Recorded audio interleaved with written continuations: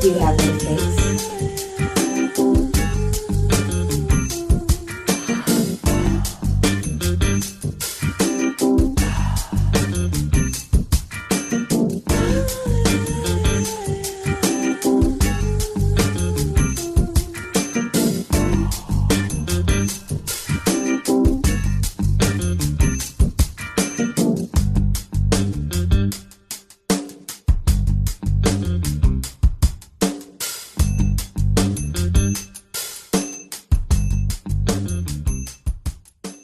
Hi guys, and happy Wednesday. It is your favorite day of the week. We are live in real time here at the Social Media Shows studio.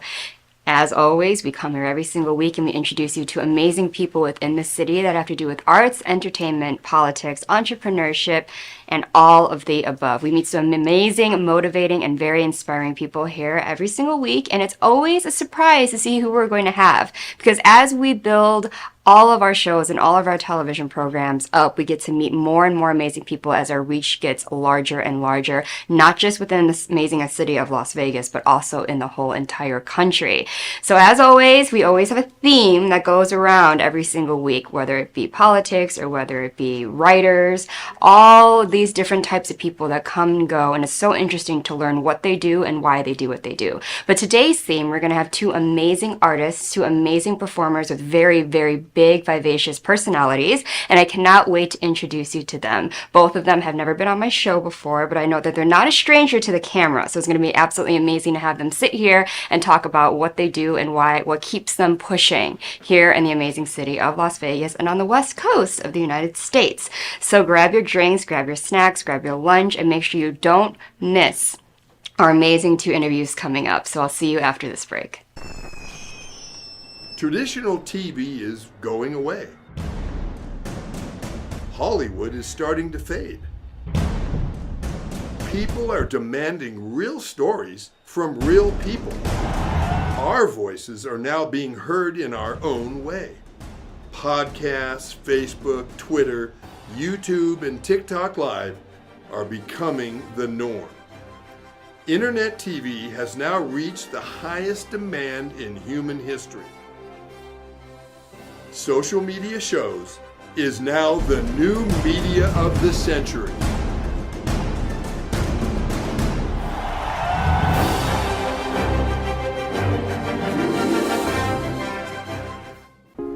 Welcome to Social Media Shows. Have you been watching social media shows recently? Of course you have. We have been live streaming for 4 years across social media platforms.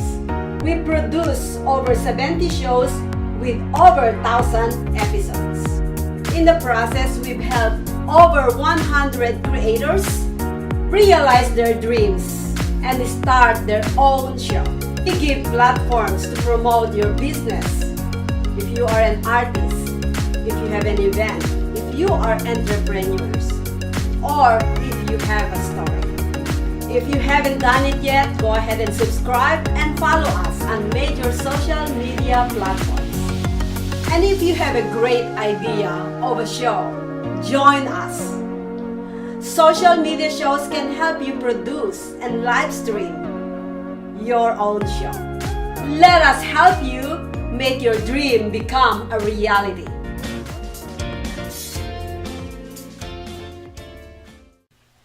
Hi guys, and welcome back to the Hot Seat. We are live in real time here at the Social Media Shows studio. You're watching your favorite show at 3 p.m. As always, I promise we're going to have an amazing interview today. We have two guests, and our first guest is a master at so many different things. He is in the perfect city for what he does. He manages, he's working at the nightlife, he's emceeing, he's doing entertainment, he's opening up his own agency, he does shows, he sings, just an all-around marketing specialist and entertainer, which is definitely perfect for Las Vegas. So everyone, please welcome JC Lopez.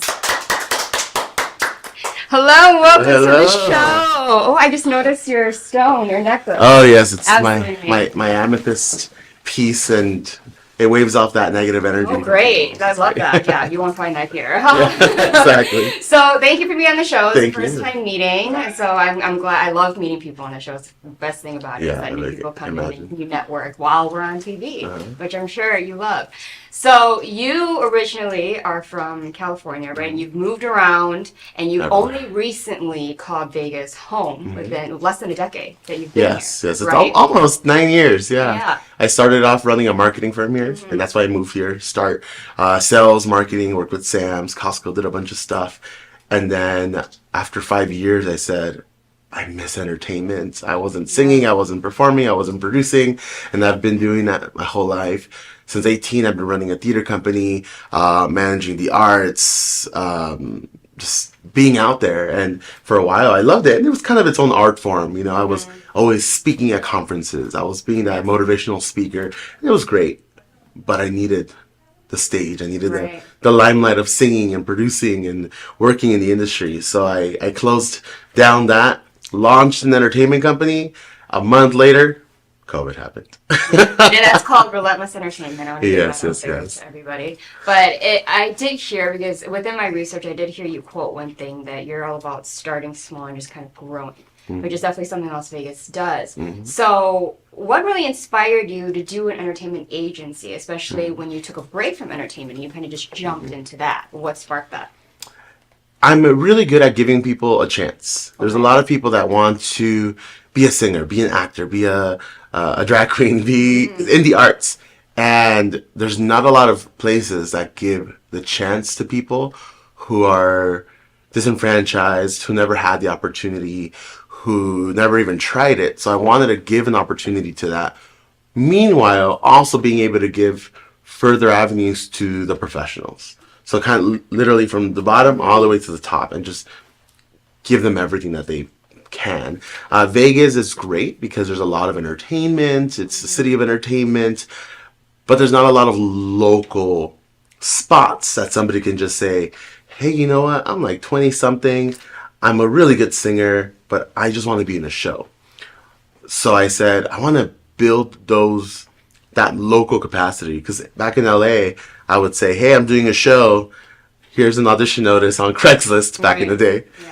And I would have 50 people lined up. I've tried that here and had like nobody. Yeah. So it was really interesting. There's no local vibe. A lot of people here are brought from all over the States to be on the Strip, to be in shows on Fremont, to be models, to be actors, to be dancers. So I wanted to give a chance to the locals here in Las Vegas to shine. And that's why I started the company. And like I said, at first it was through COVID digital. I started with a lot of entertainment shows online on YouTube. Then when Vegas opened back up, I did a lot of DJ gigs. I did a lot of things on the Strip, Fremont, and I gave a chance to people who had never been on the Strip or on Fremont, a chance to be seen by hundreds of tourists every single day. So that was really my biggest dream, just to give people like me, when I was younger, a chance to say, I just want to try it and shine.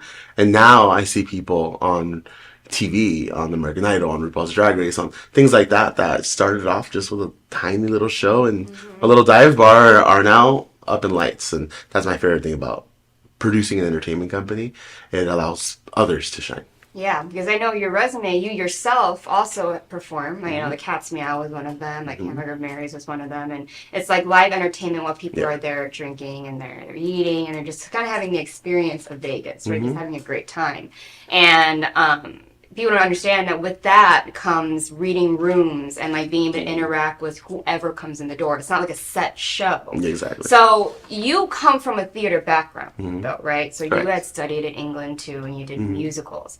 And so was there kind of a correlation where you're just like, okay, I'm going to go from that stage to kind of more of an improv, more very Yes, like MC life. vivacious, yeah, just very like in your face type of personal. It's very personal. It was theater. being in Vegas. I mean, Yeah. Vegas.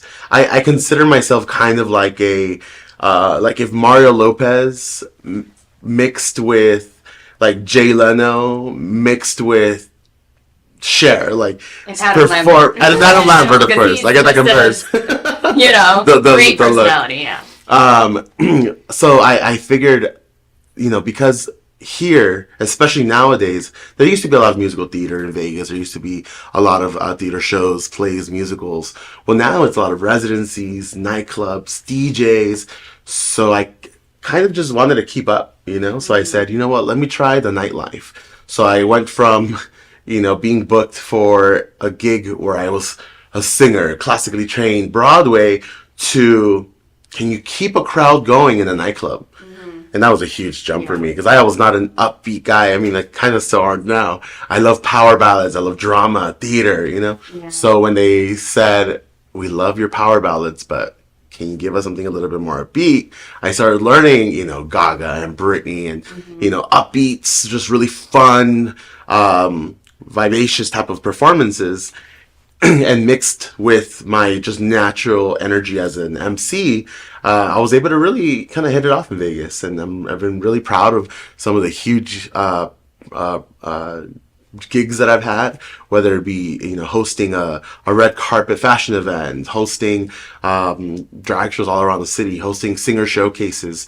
I'm hosting the Yachty Girls on Saturday, and that's really great. That a little show that we built from the back room of the Nerd to now the Ahern, you know, right by the Strat. Yeah. And it's been so fun, and I'm very versatile in the sense of whatever the gig is, from corporate to nightclub. I've been able to just step in and have a lot of fun.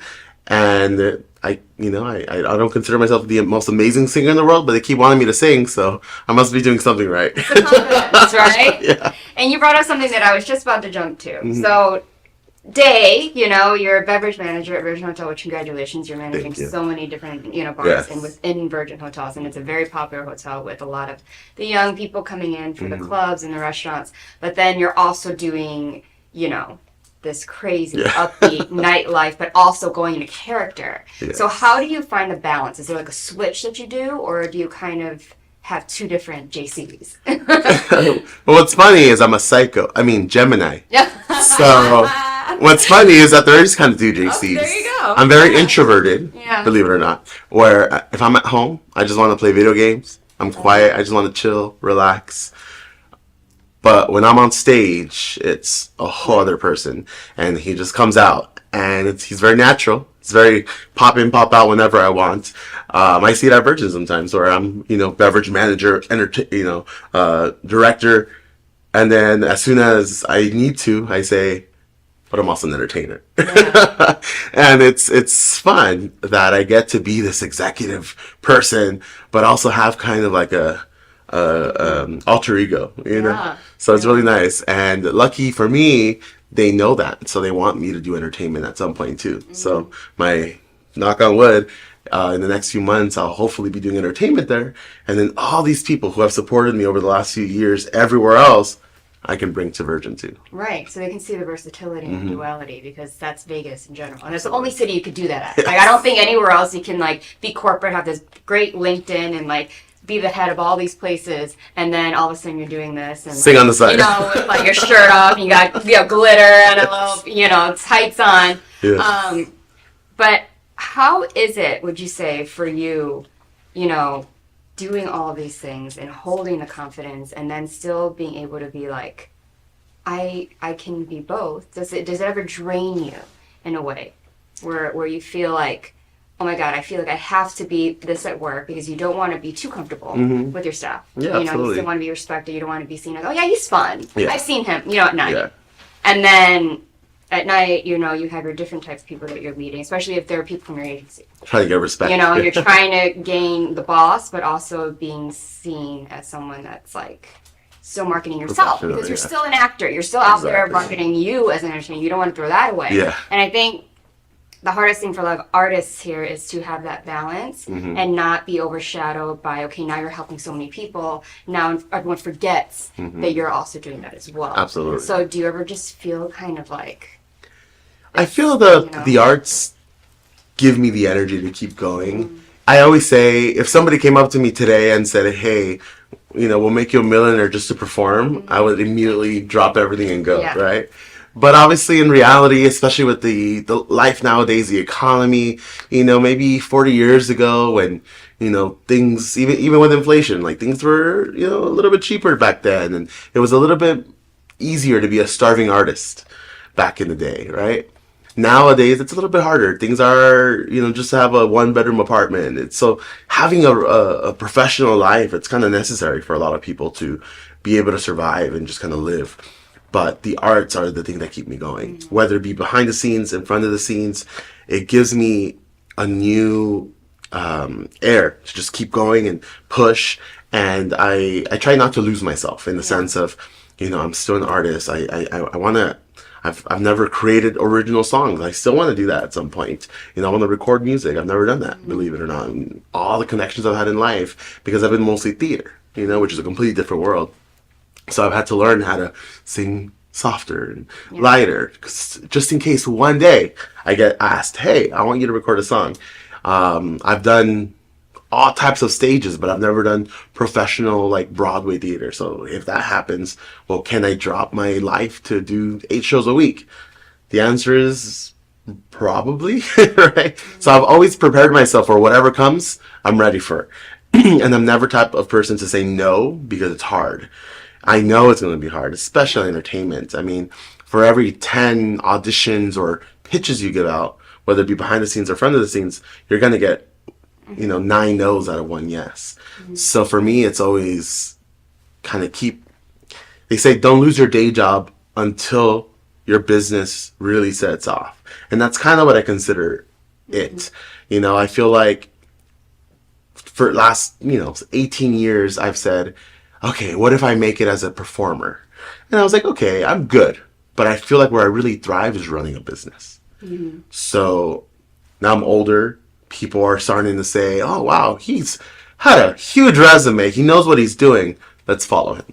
So I said, you know what? I feel like my huge entertainment lift will come in my 40s. And I'm 36 now. So I said, I'm kind of almost there where something's going to happen, whether it be corporate entertainment, whether it be my own company, whether it be something where I'll be able to run and help people and build people and live the dream that I've always had, but also make a lot of money from it and not have to be the starving artist. Right. So I've been very lucky. I've been very honored to have had such an amazing professional life, meanwhile also doing the entertainment. But 100 hours a week can be draining. But all I need a week is maybe one solid power ballad somewhere, whether it be karaoke or a stage or something, and I feel like I get a freshness of I remember what I'm doing this for, so it makes me want to keep going. Art refuels you. Absolutely. Basically. It's my gasoline for life. Yeah. So this isn't a controversial question that a lot of actors specifically are on two different sides. And I think it depends on whether or not you've done it or not. And you have. So you've actually classically trained as a singer. And you've actually done acting in some way, whether it be theater instead of film. The same thing. In a training sense, in a training form, prior to just jumping into professional and trying to just become an actor. Do you think that going to school and having, because I know that wasn't the primary thing that you did, but it was part of it, so you did have some training. Do you think that kind of has helped you see the arts in a more professional way versus some people think that it doesn't matter? Right. I'm all about, I always tell people on the business side, I talked to somebody 2 days ago and they said, I want to do fashion. So I feel like I need to go to fashion school to learn fashion. And my first question was, well, what do you want to do in fashion? Exactly. And the answer was, I don't know. So I said, okay, then school is maybe for you. It gives you a little bit of everything, a little sample of every aspect of fashion. But the thing is, once you pick what you really want to get into, get an internship. You might have to work for free for a year or two, who knows? But that experience is just priceless. Because school can only teach you so much. Because essentially nowadays, there's not a lot of trade schools. Like I always tell people, I was like, you're better off going to ITT Tech and getting a trade than going to school for 5 years because you might not learn much. So I'm kind of in the sense of like when it comes to the arts, if you know what you want to do, go for it. Experience is going to be your number one way of really becoming a pro at what you do. But if you just kind of want to see what you're doing, then maybe go to school. It's more of a let's figure stuff out rather than let me master. Because sometimes, sitting in a room, learning about history of theater, Right. learning about, history of music. It's great, but things from the 1700s aren't going to help your voice. Right. Help your piano skills. You can learn all about Beethoven, but it's not like getting on a piano and just playing 5 notes here, 5 notes here, putting it together. So it's really about just figuring out first what you want to do, and then just putting 100% of your effort on just getting experience. Yeah, because if you don't know what realm of music, whether you want to be a composer, whether you want to be someone who just does musicals, or there are many realms that you can't focus on one profession. Absolutely. Whereas I've noticed a lot, and you might be able to disagree, Vegas is so, let's take any opportunity and then act in comparison to people who actually train for a very, very long time. Right? And so do you ever see, when you're dealing with an entertainment agency, so many different personalities where you feel like you have to kind of calm down the scene in a way, how do I say this, where you got to humble everyone. Tone it down. For the city, because Las Yeah. Vegas, like you mentioned, is very different in comparison. We're talking about New York, we're talking about Broadway, talking about Chicago theaters, right? We're talking about LA, or like the comic scene. Yes. Right here, those scenes are not the same. And since you doing nightlife, I'd love to get your perspective on the type of people and how you deal with having your own agency and being able to be honest and say, this job would be good for you because, but this one will not. I know that's what you want, right? So how do you deal with that adversity and all those different Absolutely. I mean, Vegas, it's a city of transient people, whether it be the people that live here or the people that visit. In any one show that I have people from 20 states minimum, from another 5 countries. So you really can't be the one trick pony. If all I did was Broadway, I wouldn't have many gigs here in town because there's not a very big Broadway pool here. Right. But when I say, I'm Broadway trained, which means I can sing well, but let me sing I Will Survive for this disco loving older crowd. Or let me do crooners. I did crooners. So we got Best of Las Vegas 2021. And I went from Broadway and nightlife to suit and a glass and singing That's Life, Frank Sinatra. You have to cater to your crowd. So being such a diverse crowd here in Las Vegas, someone has to be versatile and say, hey, this is what I've always done, but this is what they want. So how do I get in here? And it's just getting out of their comfort zone. A lot of people say, this is what I'm good at, this is what I'm going to stick to. And many people have done well with that in the past. But nowadays, people lose interest. Their attention span is like 10 seconds. So, I mean, you have people even like Cher and artists like that say, hey, you know what? I'm going to try ABBA.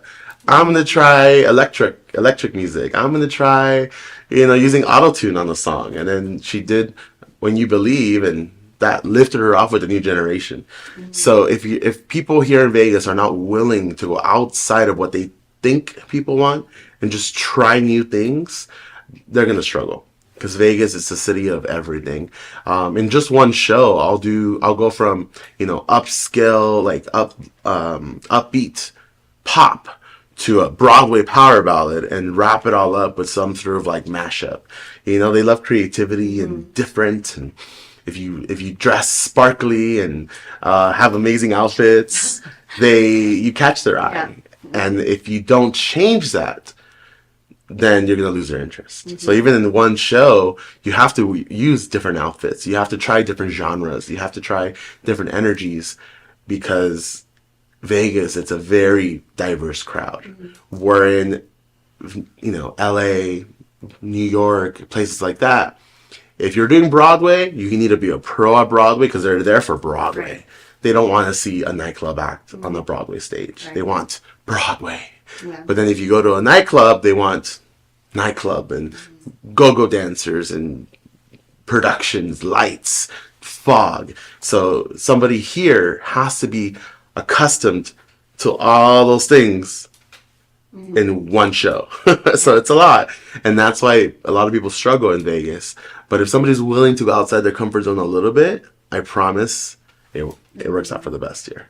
So you also do emceeing, you also do hosting. You do have a show where you interview drag queens, right? Dragons. Dragon singers, Okay, yes. okay, that's what I think. So how long has that been going on, and what is that experience like? What was the motivation behind doing that show, apart from separate? Because that's now you're doing film version, and then Yes. sitting down, you're talking to people Whole new who world. also do live entertainment, Yes. right? And which is a different style of entertainment. That's a lot of work behind there. So much respect to the drag queens. They are Yes, it's a lot. like it's a lot of work. Like I Oh have my gosh, friends yes. that do that, and I'm like, oh my god, It's the a lot. money and the rehearsing behind all of that Yes. is a lot. So tell us about that show, and is that an active thing? You're doing it often? Yeah. So I started off with the first season. I mostly focused on drag for the first part, and I'm going to kind of move into singers. But again, it was a chance to get local entertainers a chance to shine.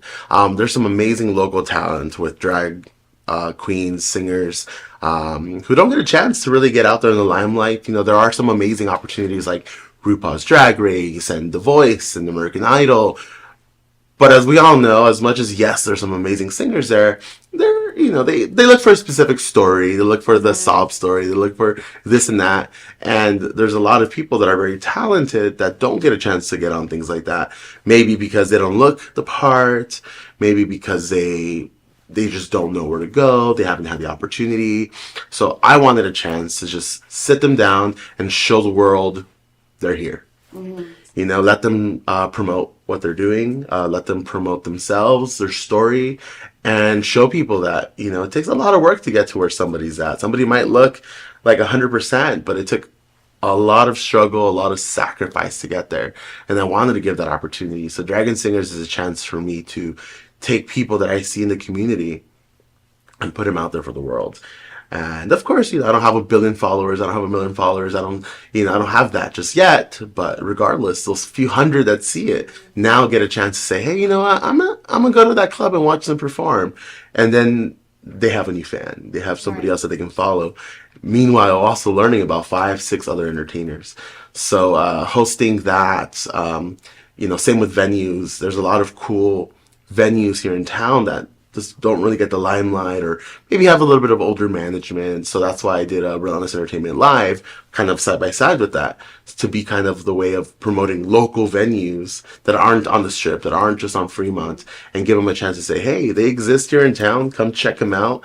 You know, they might be struggling a little bit. So, hey, give them a chance, build them up. And I've had a huge... I've had very positive reactions saying, hey, you know, I didn't even know they existed. So I checked them out and I love them, or I went to go see their performance and they're incredible. I normally stick to things I see on TV and go see them, but now I'm following the local crowd. Yeah. And they deserve that Yeah. that fame and acclaim, you know, a little spotlight for of them. course. They work very hard, but because they're not on TV, they don't get it. So it's my chance to get them on TV and give them that chance to say, hey, here's my episode. I was on the show. The guy's, interviews a bunch of famous people, and here I am. And let me shine, In my experience being a host, you learn a lot about people, right? And you learn a lot about different industries, regardless if that's what you do or not. You know, what is something that you've taken from stepping back as the entertainer and always being in the spotlight to just talking to somebody about themselves? What have you taken from that? There's so many different types of stories, and like I said, on TV and things like that, they cater to a lot of that, but it's almost a little bit dramatized, right? Sometimes someone doesn't have to say, oh my gosh, I almost died to be here.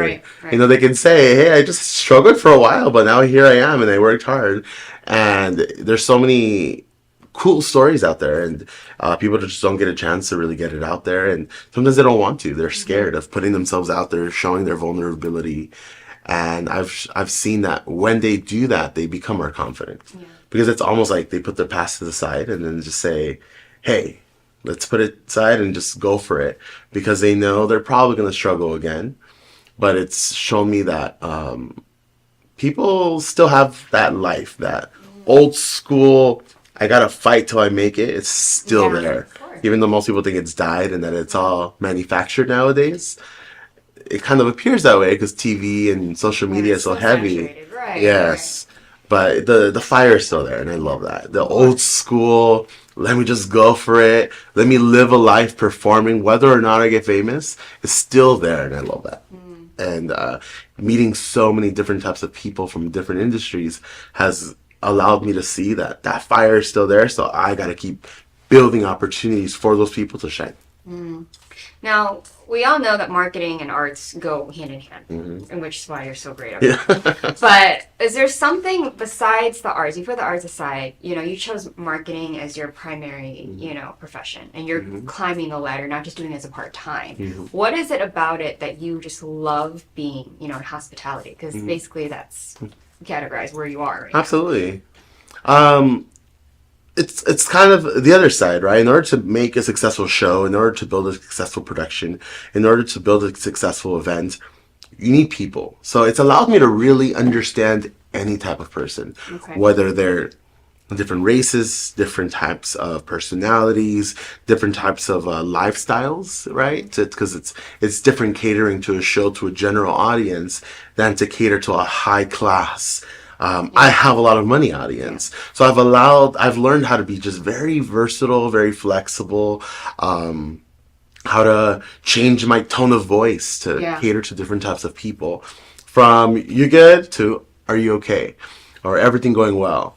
Different types of words, different types of languages, different types of, intonations and things like that to cater to different people. So I call myself a chameleon. Yeah. No matter. You're an actor for real. Yes, exactly. I mean, that's kind of hospitality, marketing. Being a food and beverage manager at Virgin, I see so many types of people, from the people that are just like, I just wanted a little staycation. I've been saving, a few months just to be able to come into this really nice hotel, to I have $10,000 in my pocket, which happened yesterday. Actually, it was really funny.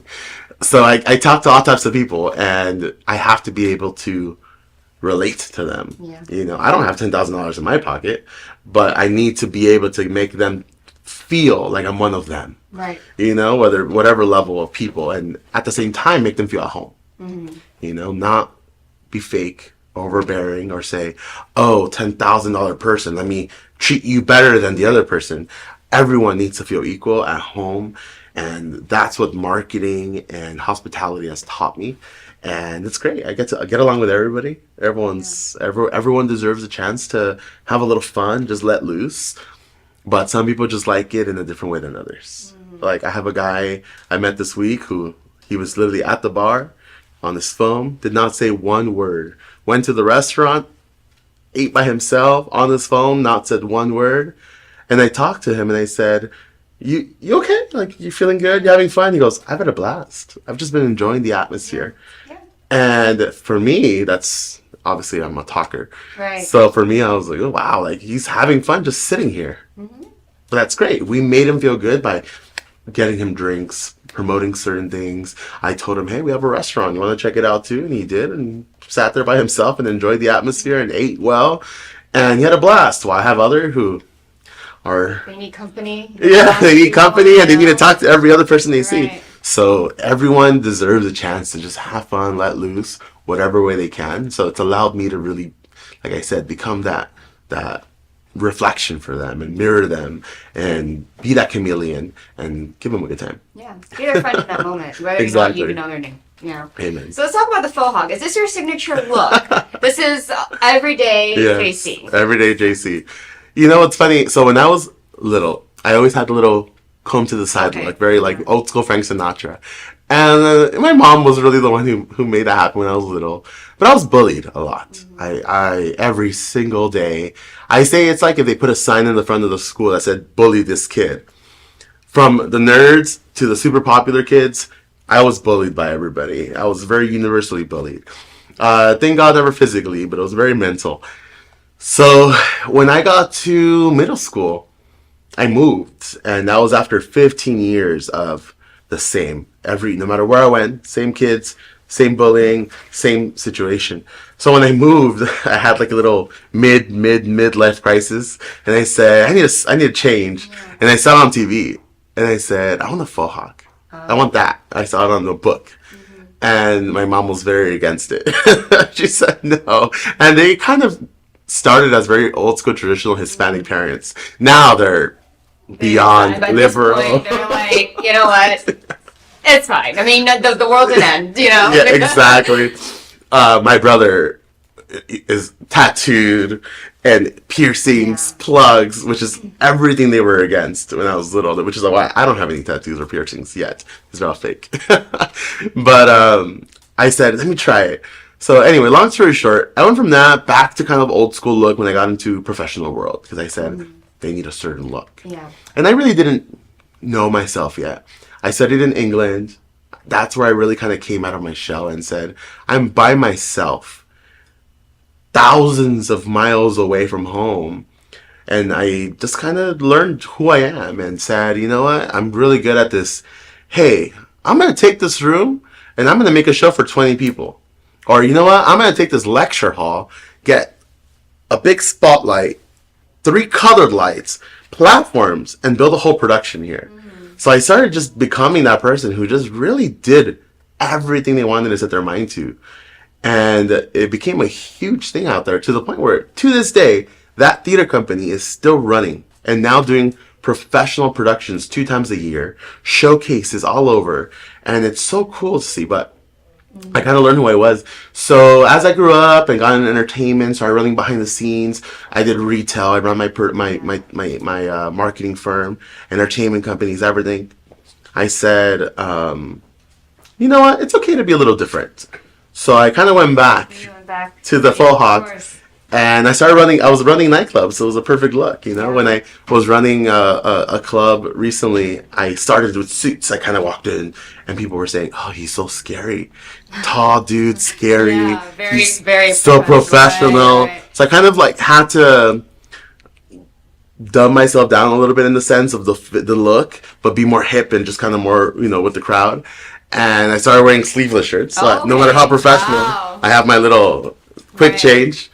And just kind of became that look, and it just kind of worked. It was kind of fun. Now that's the whole thing. Yeah, it just becomes it's just me. Yeah, and then I got Virgin, and I said, "Wow, I'm probably gonna have to go back to professional look."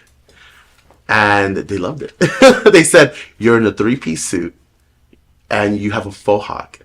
And we love it. We love individualism. It works. It works for both. And no I one's kind of taken aback. I feel like people are just kind of like, okay, cool. It's just me, yeah. And between my personality and energy and stuff, people just kind of accept it, and they think it's so cool. I get so many compliments on a daily basis about my suits and my full. I have a red suit that everyone else was like, I really saw that on your yes, they're like, a red suit? That's very, that's a lot. And they love it. I feel like if you own it, though, just like, you know, your handkerchief or your pocket square, it's not too taken, like, because you're owning it, it just kind of works. But if anything, people are just looking because it's like, wow, they have the balls to walk in like that. Absolutely. But it's not kind of like, oh my God, right? Exactly. Like, there are differences. It's the energy you bring for it. Like, I always tell people, it's not about what you're wearing and whether it works, it's do you make it work. Yeah. Do you let the clothes wear you, or do you wear the clothes? Exactly. You know? And you can still be a complete professional and have people respect you at an executive level and have your own unique individuality. So I think that needs to be normalized more. Right? I mean, Absolutely. if that's your style, it's just basic suit or 3-piece, whatever, then that's you. But don't do it just because you think that that's going to make people like you more. Exactly. You know? Right. So the next question, we have a couple more questions left, so we don't mind. I mean, I feel like you're really I love it. here, so you love it. I know you mentioned that you really want to, you know, be open to whatever comes your way, whether it be, you know, Broadway, film, recording, writing, blah, blah, blah. But is there something that deep down, regardless of whatever comes your way, opportunities, that you just are like, this is where I want to be, where I will feel like I succeeded, right? What would that be like for you? What would that be? Is it stardom? Is it Oscar? Is it just agency worldwide? What does that look like for you? I feel that when I was growing up, I definitely wanted to be the Tony winner, the Oscar winner, and stuff like that.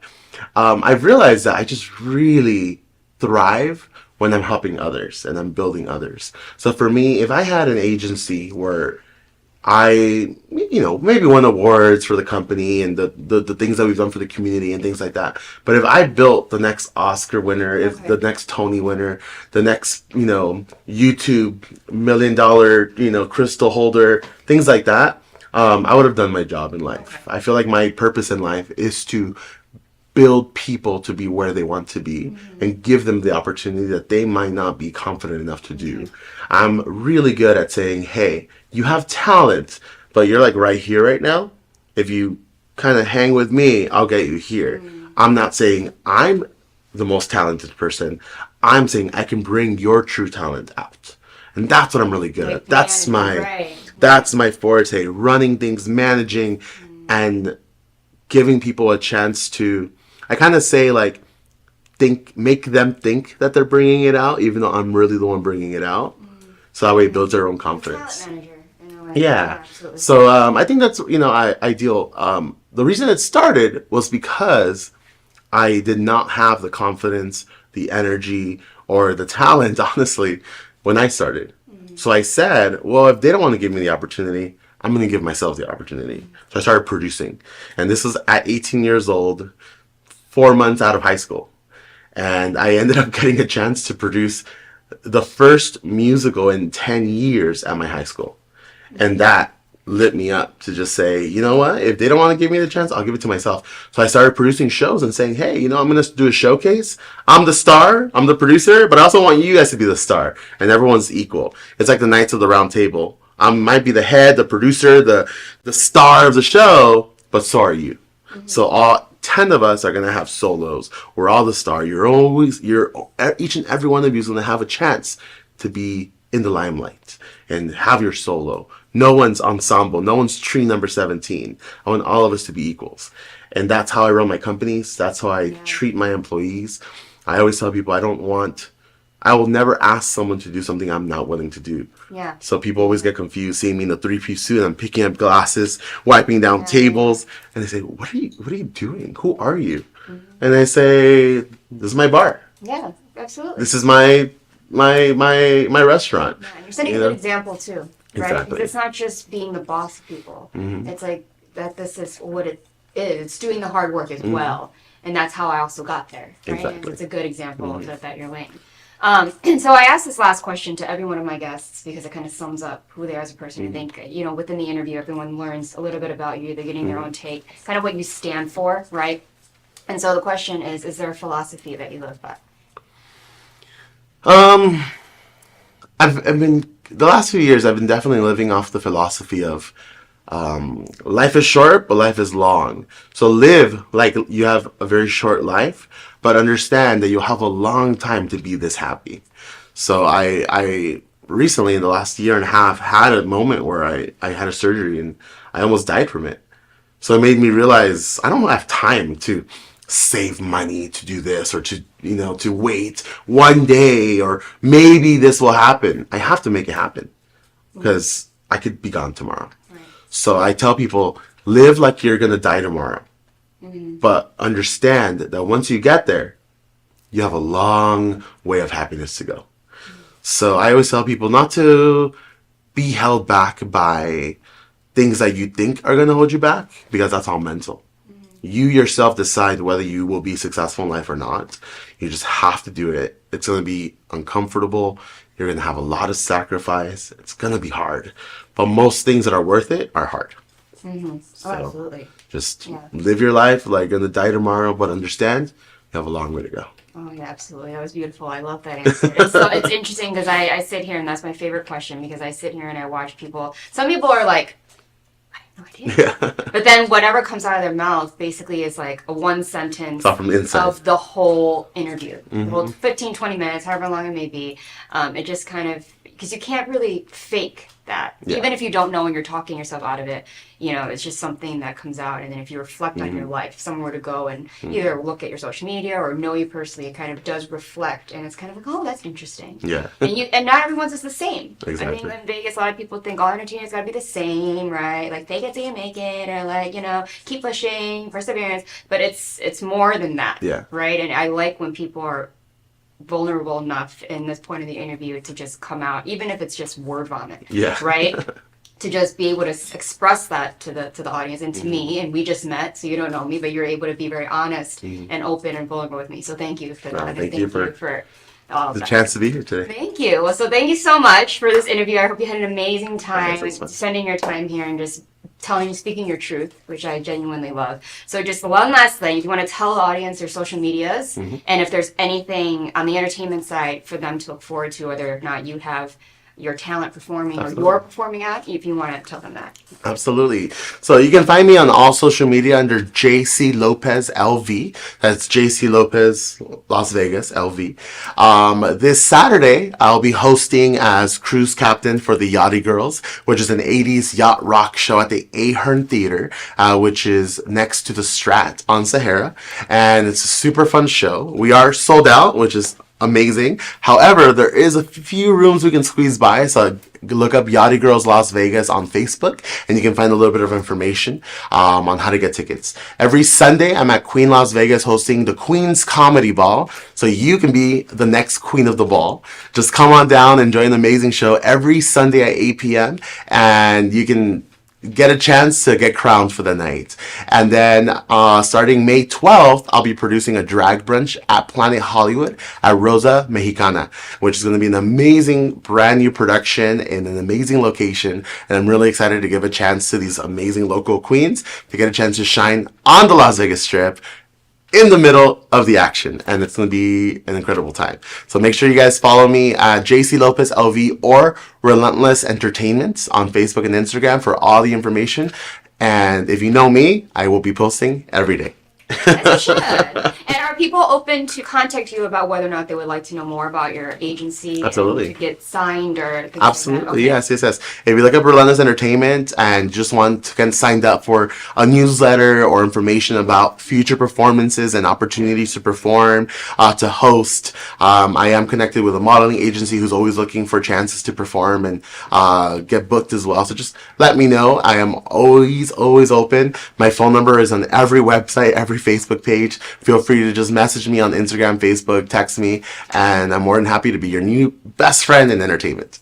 Perfect. Well, JC, thank you so much for being here. I hope we stay in Thank touch. you. And we can Yes. be each other's new best friends in Absolutely. entertainment. Everyone, JC, make sure to follow him. Give him a round of applause, everybody.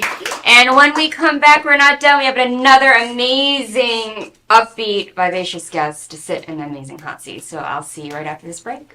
John is an employee at one of the most famous firms in the city of New York. So his job is very hectic, and he realized that it is necessary for him to go and finally take a vacation. But he went on a vacation without planning out the details, and wasn't able to truly enjoy where he went because he had to think about so many things that he didn't plan for. Instead of enjoying his time away from work, he came back with more stress that he was not able to take full advantage of his vacation. But this year, a coworker suggested him to try World Ventures this time to make his vacationing more enjoyable and less stressful. They do not require you to plan anything outside of your transportation, which is also available at discounted rates. Your stay, your transport, and many meals are planned by the club. John liked the idea very much. He tries World Ventures, and his experience with the club was amazing, as he made many friends there with whom he had a great time. John recommends that everyone should try this club, as they are the best in business. See how the VIP-vacation-club.com can give you the right experience without all the hassle. Enjoy the VIP experience that only World Ventures provide. Got Films is a full-service production company that provides motion picture quality content and production services for use in the film and TV industry. Looking for a seasoned crew, high-quality equipment, or other production services for your film, TV, commercial, corporate convention, sports, news, or interview project? Your search stops here. Some of our projects include NASCAR, American Restoration, Pawn Stars, Counting Cars, Top Chef, BattleBots, Forge and Fire, and Street Outlaws. We have also produced over 60 feature films and documentaries. We're ready for all your needs.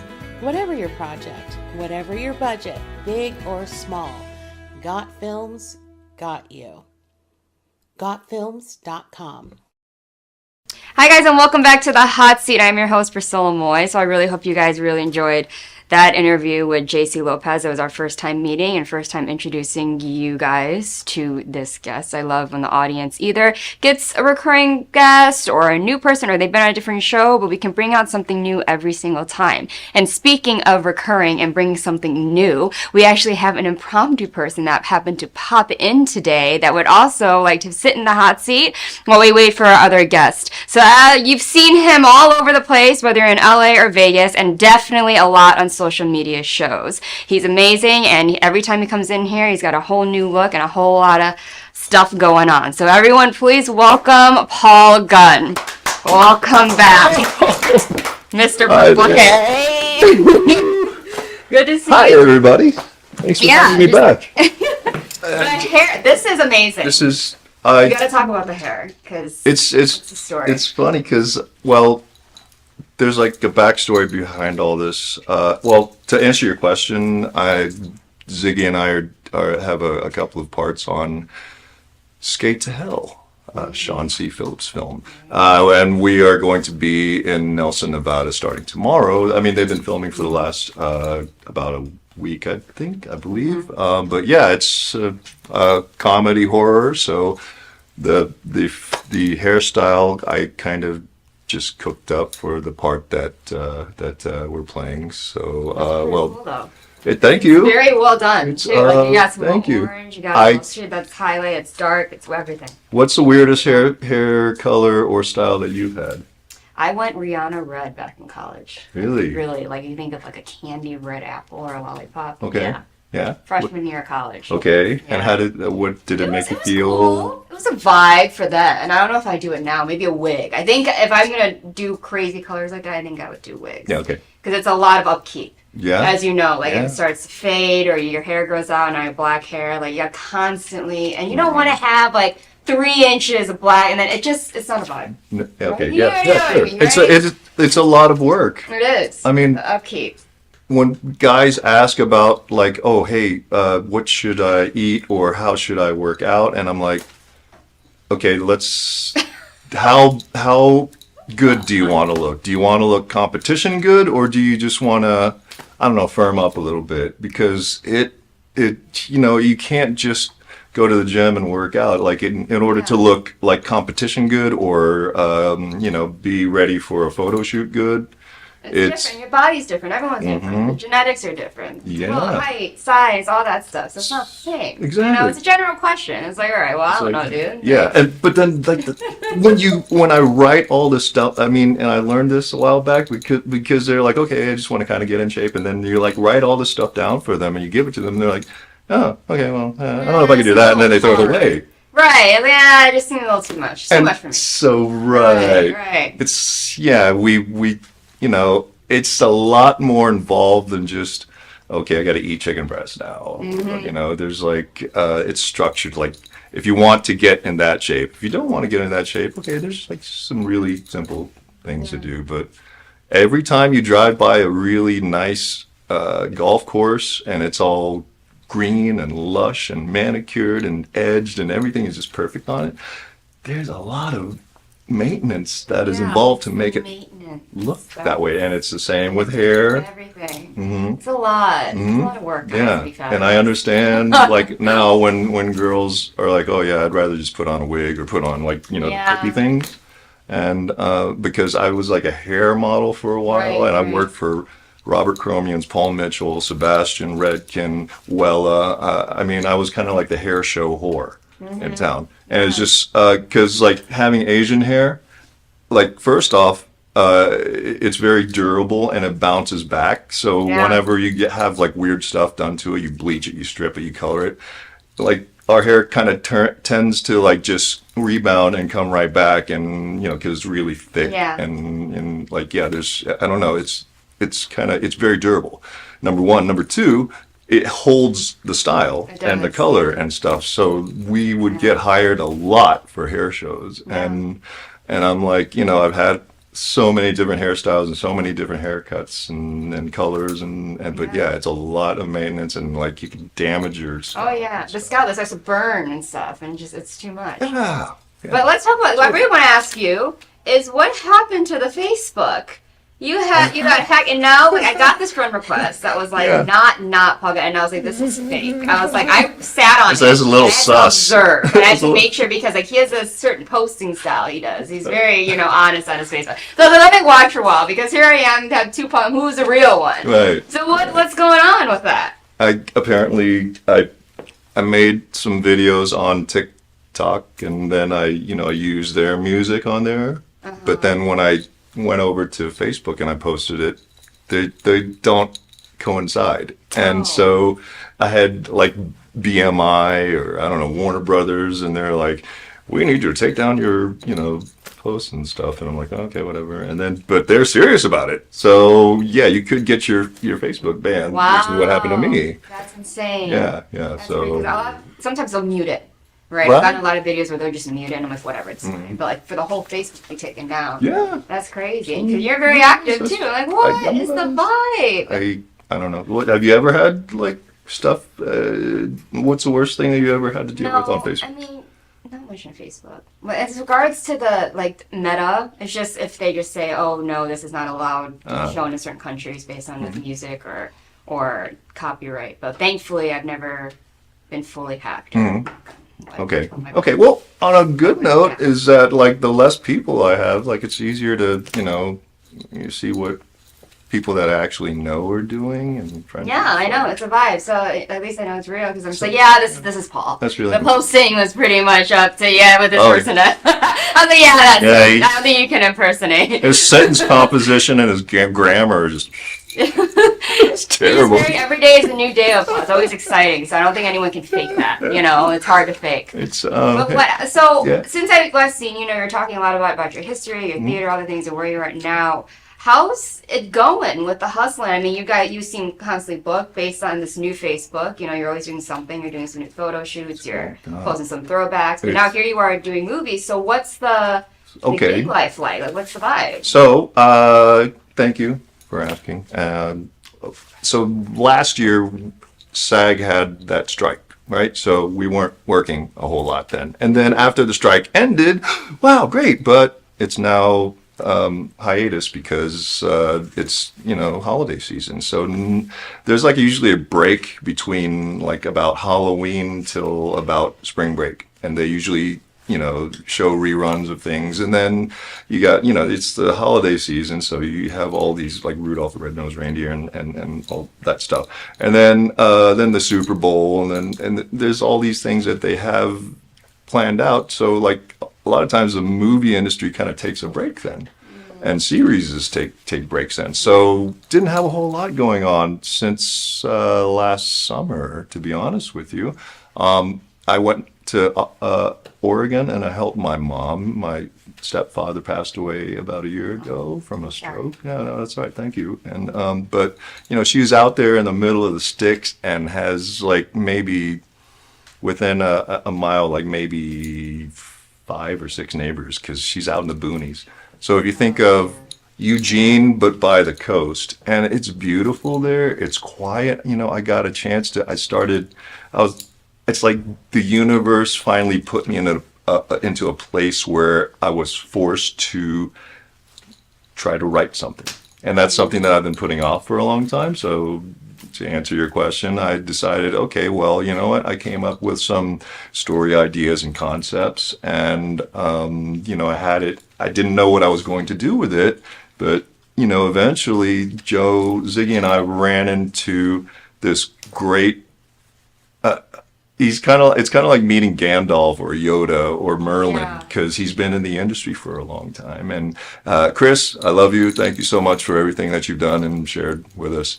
But Chris, our friend, has been in the entertainment industry for over 30 years, and he started off as a film developer, but physical film, so there's those dark rooms with the chemicals and stuff, and he started off there, and then he worked his way up and he started taking photographs, and then he started doing like New York Fashion Week and London Fashion Week and Paris Fashion Week, and so he's really good with glamour type pictures. And then he started shooting film, and he's gosh, like such a renaissance, man. Like I've had a chance to travel a lot, and I've had a chance to do a lot of wild and crazy things. But Chris, oh my gosh, like he can edit film, he can shoot film, he can shoot pictures. He can also do special effects, and he can also do Unreal Engine 5, what runs those big, like the LED screens. So basically, we decided to team up, and he has like a whole slate of films that are ready and edited and ready to go. And then he has like about 40 screenplays and concepts that he's sitting on, because he was, waiting for the right people to come along. And I worked with Chris on it was a bilingual film, and it's called Loose Ends Down, and it's still in post-production right now. But we got to talking, and he's interesting to me because he's older than me. He's an older Asian dude with long hair, and he has a British accent. Amazing. Yeah. And he was born in India, grew up in the UK, and he has the UK schooling, and he has like the UK, like when it comes to theater or English like they're like, in our realm, in the world of theater and film, that's broadcast in English, like they are top notch. And then he moved to Hong Kong and started doing things there. So he's very trained. cultured. Yeah. Yeah. And has the equipment, and we're just working on getting that sort of stuff together. So Ziggy and Gunn are working on their production credits, as well as getting roles that are more, well, I guess he analyzed our stuff, and he's like, well, kind of might want to consider changing the public's vision of you or interpretation, because I've been playing a lot of heavy roles. Heavies are the main bad guy, the gangster, the drug dealer. And all that stuff. We talked about how you were on Bullet Train, and I recognized him right away, and I was like, there he is, playing the tough guy, the glass, got a cigarette in hand. Yeah, he looks good, but just don't let him say anything. So, but thank you. But and he's like, okay, that's great and all, but you got to change the perception, and you have to start doing more lead roles, and you have to start doing more protagonist roles. So he has us in mind when he writes and when he casts stuff. That's fantastic. I mean, to me, if it helps at all, and if Chris is watching, like, you and Joe are very character actors to me, and it's not easy to do that. Maybe it's the theatrics in both of you, and we'll meet Joe in a second. But it's very much, you guys aren't focused on like the beauty of film all the time. A lot of times when I see you guys are always in a character. You guys are always doing character shots. And for some actors, it's very difficult and kind of too vulnerable for them to showcase like, this is like, I'm like an angry person. You know what I mean? Yeah, like it takes a real theatric person to do those things. So if it helps you at all, to me, maybe it's because I know you guys personally, but like, I think that you play like those.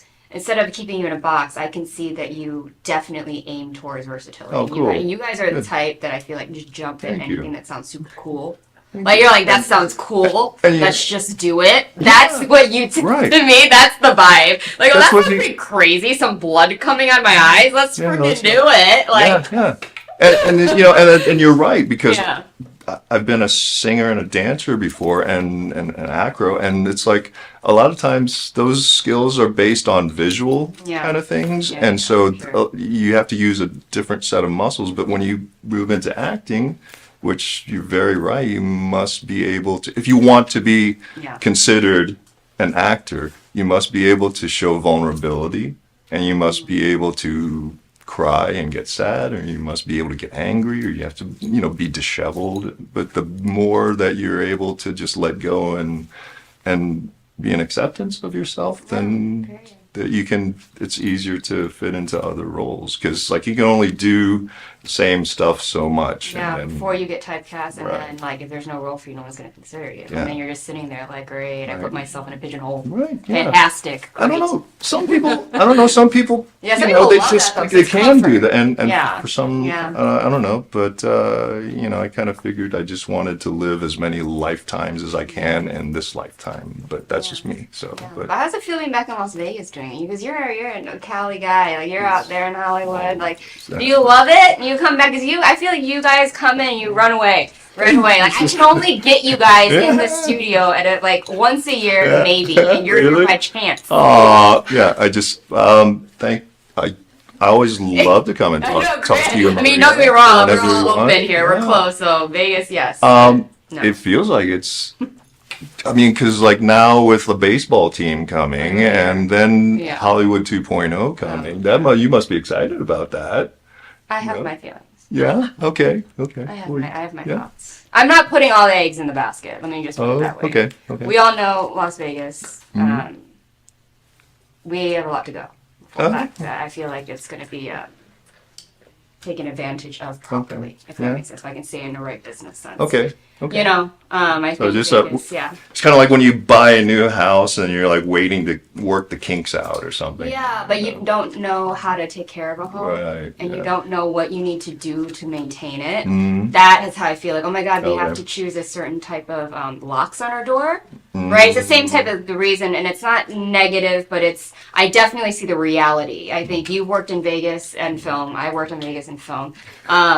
And we've definitely worked in different levels without knowing until you get into it, and then you Yeah. want to exit quickly. So, but I feel like in that sense, to maintain a giant production company, it's not just a studio like this. Not hating on small studios, but we're talking big, where there's going to be departments there. Mm-hmm. There's arts department, there's makeup, there's costumes, and they're holding it there. Meaning people work there 24/7. They're Yeah. constantly a literal studio, just as much as Warner Brothers, Paramount. Mm-hmm. And so the hands and the bodies that you need to do that, but also the knowledge and the credentials in order to know how to run those things. I believe there needs to be more thought into that, because I believe it will be outsourced. Okay. And I'm not just saying to hate on everyone, but in That's my interesting, yeah. experience and what I've seen in working with people in these different departments, a lot of those people for big productions come from LA. LA, yeah. Or they'll come from New York. Especially costumes will come from New York and Okay, wardrobe. yeah. And DPs and stuff. But if we need at-home people, they might move here. Principals, I think a lot of them will be cast From elsewhere when yeah. the SAG franchise agencies, which we don't have here, right? That's another thing you think about, you know? So in my mind, in order for it to be very all Vegas based for us locals to take advantage of it without just being stand-ins, doubles, or Right. BG Extras. or BG or working grip, things like that. I think there needs to be serious, you know. It'll be interesting to let's see. rise. It'll be interesting for sure. And you know, I'll be here sitting and watching. Well- the show. Let's get the popcorn. American Film Market, which is usually in Santa Monica, is going to be here next year and starting from now on. So that's another thing. So Right.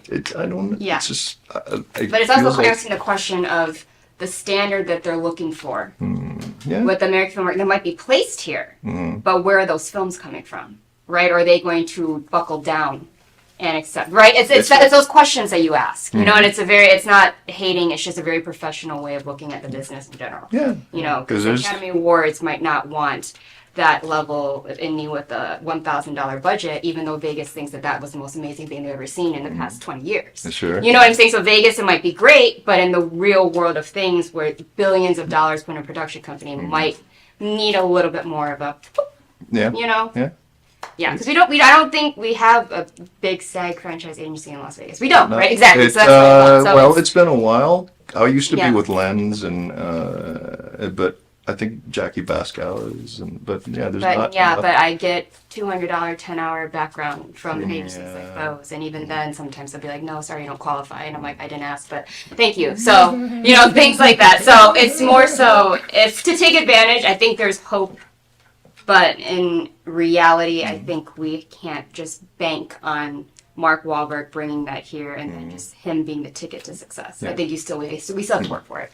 Well, Yeah. ideally, if I get anything, running, and Joe and I, 'cause Yeah. we're working on stuff with Chris, and then I would ideally kind of like to come back here and put all my friends to You work. guys are also see that's awesome, but you know what I mean. But we'll, yeah. Yeah. So, Yeah, but but that'd be anyways, great, though. I'd like to, but we'll see. But it takes people like that, though, in order to know film, to bring film, and have film here Right. at that. You know what I mean? So it takes people like you and takes people like Joe and Chris to make Vegas have that same level as maybe Hollywood Right. 1.0. in 1.0. Whatever you want to call it. 1.0. Or is it Atlanta? Well, I was talking to like a buddy of mine who's a producer, and he was like, because it's like when you get to the point where you can start hiring people for things, and you're thinking, oh well, I should get my best friend or my sister, brother-in-law, whatever. My producer friend who's, had some experiences, he's like, look, I'll give you my experience with it if you want to know. Like, yeah, sure, please tell me. And he's like, listen, as much as we love our family members and we love our friends and we want to see them succeed and get forward in whatever they're doing, you got to understand that the business is difficult to get into because it is unlike any kind of business that you've ever been in. And in order for you to succeed, you must love living that lifestyle and doing that work. And that work often, calls for you to be on set for a good 12 or 15 hours, but then you got to come back the next day, and then the next day, and then the next day. So if you're not used to that and you're not flexible, it's going to be a pain in the butt. And then what happens is when you hire that person and then they're like, oh, I just made plans with so-and-so and then we got to be out of here tonight. And then you can't let them out because we're not through filming. Right. And then they start getting antsy or they don't understand. And it's like, look, I want to get out of here too. And then if they decide to get frustrated, ticked off, and then leave, that puts you in a bad position. And then that puts you, and then now you're risking a friendship or, so there's a lot of stuff that goes on behind the scenes. And it's overshadowed by ego because they hear, oh, it's a movie. I'm going to be a star.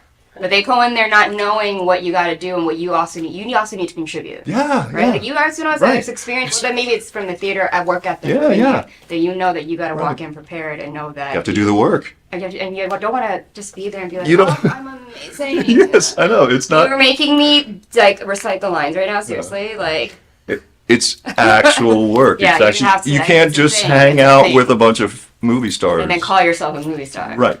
You have to be able to know your lines. You got to be able to have ideas. Who knew? OMG. Acting is not just reading. You're welcome. I just saved you a ton of time if you ever thought about doing this sort of stuff. I know, but they do though because Hollywood 2.0, it's here. It's our ticket. That is what I'm trying to say in a less casual form than him and I would probably do off camera. But yeah.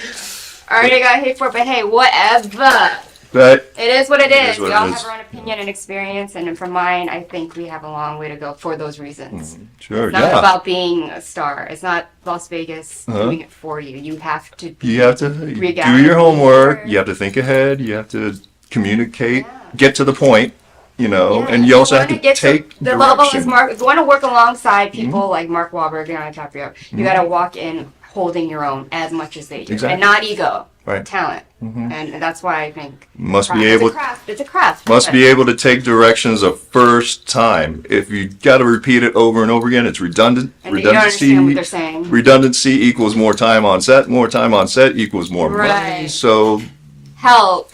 Step on the X. Where's the X? Yeah. Oh my God! It's that black sticker on the ground. Where? You've been there. Upstage, downstage. You've been there. You've been there. Where? And it's right there. And that's a thing. The only black thing on the ground. You gotta have your training. You gotta know. Oh, are we on? Huh? Oh, anyway, you gotta be able to contribute. You gotta be able to pull your weight. That's it. Anyway, it's that's all. Being famous, guys. That's all we want. It's Hollywood 2.0 is fame. Yeah. So there's kind of. Anyway, we're going to bring Joe. That was our little kill time with the amazing Paul Gunn. That was a warm up. Thank you, everybody. Thank you. Thank you, Maria. So, but yes, we are going to cut to a new break because they're dying of laughter, and I think we're talking too much because we're spilling too much tea, and I don't need any more people on the hit. I don't need any more hit lists. So, anyway, when we get back, we're going to meet the other half of Gunn. And we are just going to get right into it because she's going to be her own personality as well. So, right after the break. Don't miss out on this.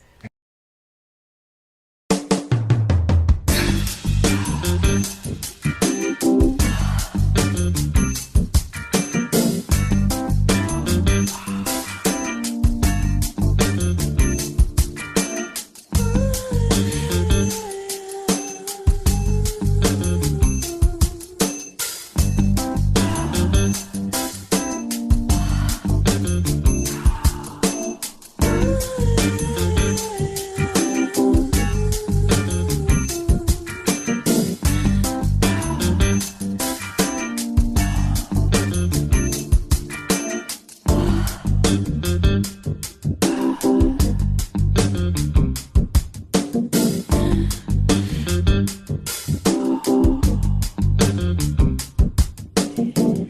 you have any takes?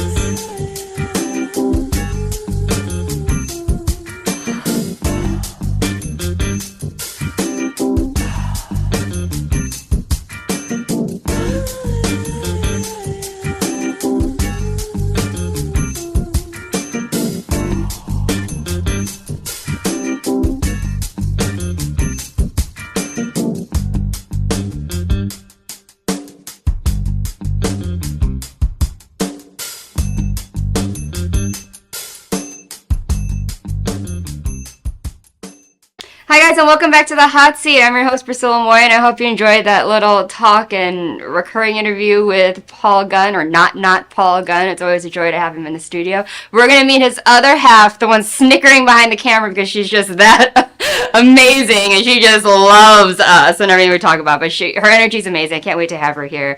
Everyone, please welcome Joanna Heckman, the one and only. Here she comes in style. Her legendary. No, look at you. You're the legend. Look at this. Oh my God. No, It's like, zap. Oh my God. It's on fire, baby. Oh, honey, it's so good to see you. Oh my God. So good to Please see be careful. Sitting down.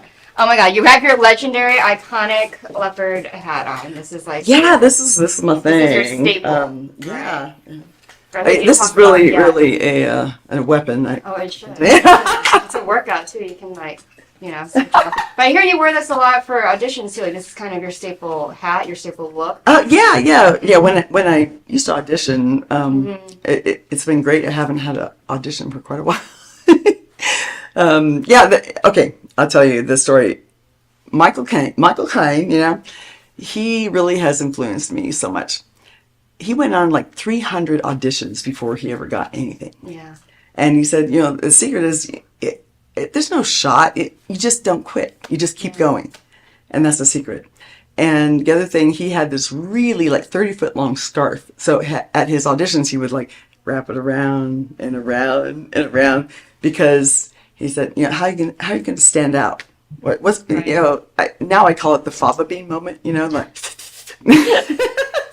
So I tell Paul too, like, find your fava bean moment in whatever it is. Make do something that stands out or that people will remember, right? Mm-hmm. So I started wearing just leopard hat, like just auditions and stuff, and so something that like this is a fava bean moment right here. I feel like Priscilla is her own. It depends on the day. I kind of matched it towards who was coming today. The night before, he interviews drag queens. He's entertaining. He's an MC. He does a nightclub life, but he's also hospitality manager, all that stuff. So I'm just like, and then there's you, right?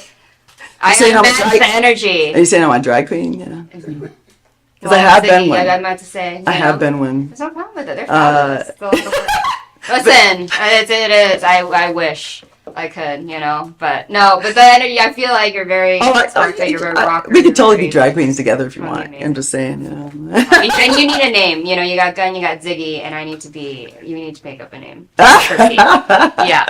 But starting from the beginning, so you have a huge resume, right? Like, I look you up, and what's interesting, what's news to me is that this is your stage name, right? Gene Heathen is my stage name, yeah. Ooh, there's a story behind that, too. Are you willing to talk about it, or is it too sensitive a topic? I don't know, we can talk about it. Oh, let's talk about it. So you have so many different identities. When I type in your name, how I know you guys, right? All this stuff comes up, I'm like, is this her? I was like, it's gotta be. So I put in Jordan actor. I was like, okay, it's still coming up. I was like, all right, this is new, right? And then Jordan Ziggy, and then it's just coming up multiple different things. Gene Heathen and all that stuff. So what's the story? Oh my God. Lovely. Well, actually, I need to finish my drag queen story first. Okay, go ahead. I'm gonna see. It was funny. So Ron and Jimmy Starr and Ron Russell had interviewed Paul and I, and they're like, so many of our female friends look like drag queens. They're like, a lot of them do. And they look at me and they go, well, we never look at you and say, oh, you're a drag queen. I go, oh, but I can. And I have. Yeah. Being in the ballroom dance business for years, I was a pretty fierce competitor, so my nickname was Vicious. Mm-hmm.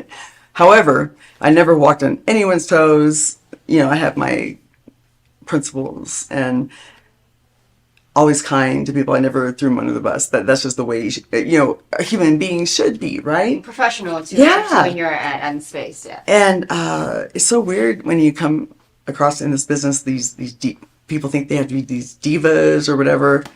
And the real people that I worked with, like in Casino, where I got my SAG card years ago with Robert De Niro. Oh my God. He's amazing. He's very private and quiet. And I really relate to him because I'm like very shy by nature and kind of a recluse. Yeah. So I was always kind of the lone wolf. And people don't need to be these pretend divas and shit. Anyway. I mean, if that's your role, but not right. Like, it's fun to play, but right. God, treat people. That's what I'm saying. Well, yeah. right? And that's what we're talking about with Paul. Is just it doesn't have to be all that. It's work at the end of the day. And I think you, like, as much as Paul, like, he's from theater, you also have been in theater and been in dance especially. Yeah, and, like, you do modern, you tap, and you're doing all this extensive work. You know the work that goes behind all of it. So when you finally perform and you're in professional settings, you don't mess that up, right? Right. And so I feel like no matter how you portray yourself, that you're this actor and whatever, and you walk around, sometimes, I don't know about you, but I try to not want to talk about the fact that I do ABCDFG because then people put you in that pool where you say, well, I'm an actor. Right? And then they're all of a sudden like, oh, here we go, right? And you're just like, I'd rather just right now, I'm not, you know? Yeah, totally. So that same philosophy in the dance business, a lot of my dance partners were gay, fabulous. So one looked really like Jodie Foster. Oh, okay. When he got dragged up, he looked like a 6'5" Jodie Foster. OMG. So he did this international drag show, and me and this other girl, Elaine, were his backup dancers. So we, jacked up our hair, we're on heels. So I was about maybe 6'1" with that. And people really thought I was a drag queen, and I let them think that. You probably had so much fun with it too. You're like, okay, let's ride this out. Let's see. Like, I'm a girl, damn it. What do you mean? I'm a princess, goddammit, I'm a princess. Anyway. That's fun though. It was really, really fun. So, characters, that kind of thing are really fun to play. And you just gotta have fun with it. And above all, don't take yourself too seriously. People that buy into their own hype become douches, man. Yeah, right? Yeah, for real. I'm sure you've come across some of them.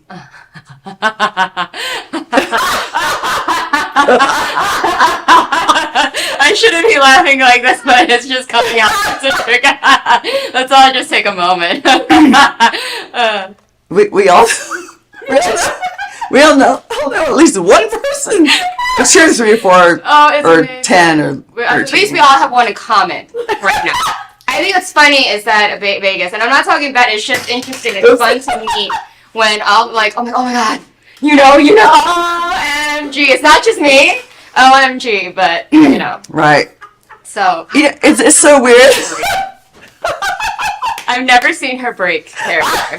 Great producer. Maria's behind here crying this entire time. I have that ability to make people break. Yeah, so I get to do including myself.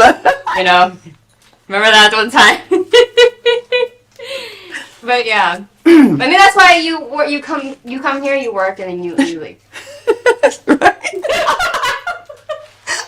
So sometimes people think that they don't have to have any training whatsoever. Is it the city or is it just?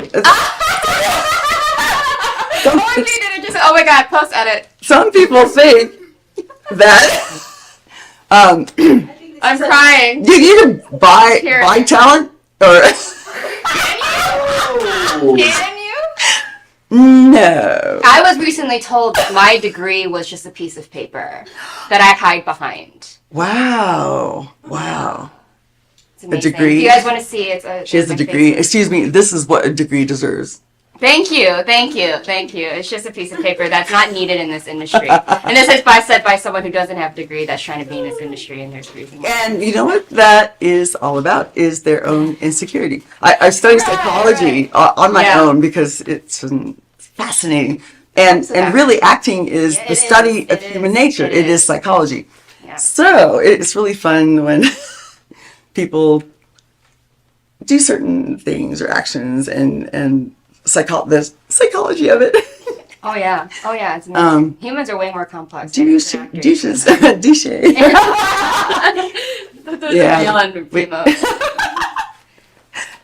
think it's like, don't be a douche, people. Just it's hard be though. nice. But Yeah, they treat don't think people that. It's self-awareness. Maybe that's the problem. Oh, self-aware. Yeah. Maybe that is. Maybe they need a mirror to go. I don't know. I will tell you what I think. And you can see because you've worked in Vegas. I think it's very easy in certain areas in the United States or certain areas in the world where they make it very accessible. I think, if you've trained and worked your entire life in order to experience different levels and different places and how it really is, you appreciate the craft of it and how hard it is to obtain a single job versus coming to a place where you can say, hey, how did you get on that? And the next day, you're now calling yourself an actor, and now you're working with people, and you all think that, oh, we're the same. And so with Hollywood 2.0, so I feel like I haven't had many people, and this is so unhinged. I've never had such an unhinged. Oh my God, I'm gonna get fired. Well, this is the hot seat, dog. I know, is it? But not for me. I'm not trying to get fired. Or Maria, we might lose everything here. Are you kidding me? But no, Are you kidding me, dog? Who's gonna fire us? Who's better than us here? I blame Paul. He was not on my list today, so he's made me so unhinged, and now it's just. Just go, bro. Thanks. Unhinged is awesome. Are you kidding me? No, it's Unhinged amazing. is the it's real. The I real will Jew. I will say though, the whole motto I think, and I think you guys are the same, but is maintaining realness where it's the most fake. Yeah. Because it's not what it is. How these people are portraying, it's not. No, it's not at all. And acting, I mean, being with Paul is so awesome. And Chris, and our friend Jack Thaler, kudos to you, baby. It's like your kids again. And you're playing, right? Because acting, okay, when you're a kid, you're free, right? You laugh at stuff. You make funny faces and people laugh. You don't care what other people think. And then as you grow older, you're taught, oh, don't do that. Don't do that. You can't show emotion. Don't do that. Oh, you should not do that or act that way. And acting, you need to strip all that away. And such a wonderful coach I had years ago, Carl Buto, bless you, darling, a Siciliano. And he was tough and I loved it. And, oh my God, he's like, just strip all that stuff away that you were taught not to do and go back to being a kid again and be free. Just don't care what other people think. And when you truly get to that point, when you really don't care what other people think, then you're free. Mm-hmm. And it's the most wonderful feeling because then you can make silly faces, be different characters. And I love playing monsters, right? A lot of people are like, oh, don't cover my face. I'm like, ugly me out, baby. Right. Right? And I love creating monsters too. So that's the true freedom. Yeah. It's like you're a kid again and you're running around playing and oh my God, it's so awesome. So is that what drives you to become a professional actor? So you went from dance, you modeled and you did some acting. I mean, theater and dance, that's still acting or still character when you're performing as a dancer. How did that transition go and you doing this full time? And then you did costume, you did a lot of backstage stuff, professionally award-winning costume designer. Thank you. Also, now as you're an actor and you're actively working as an actor on these sets alongside crew, where's the motivation coming for that?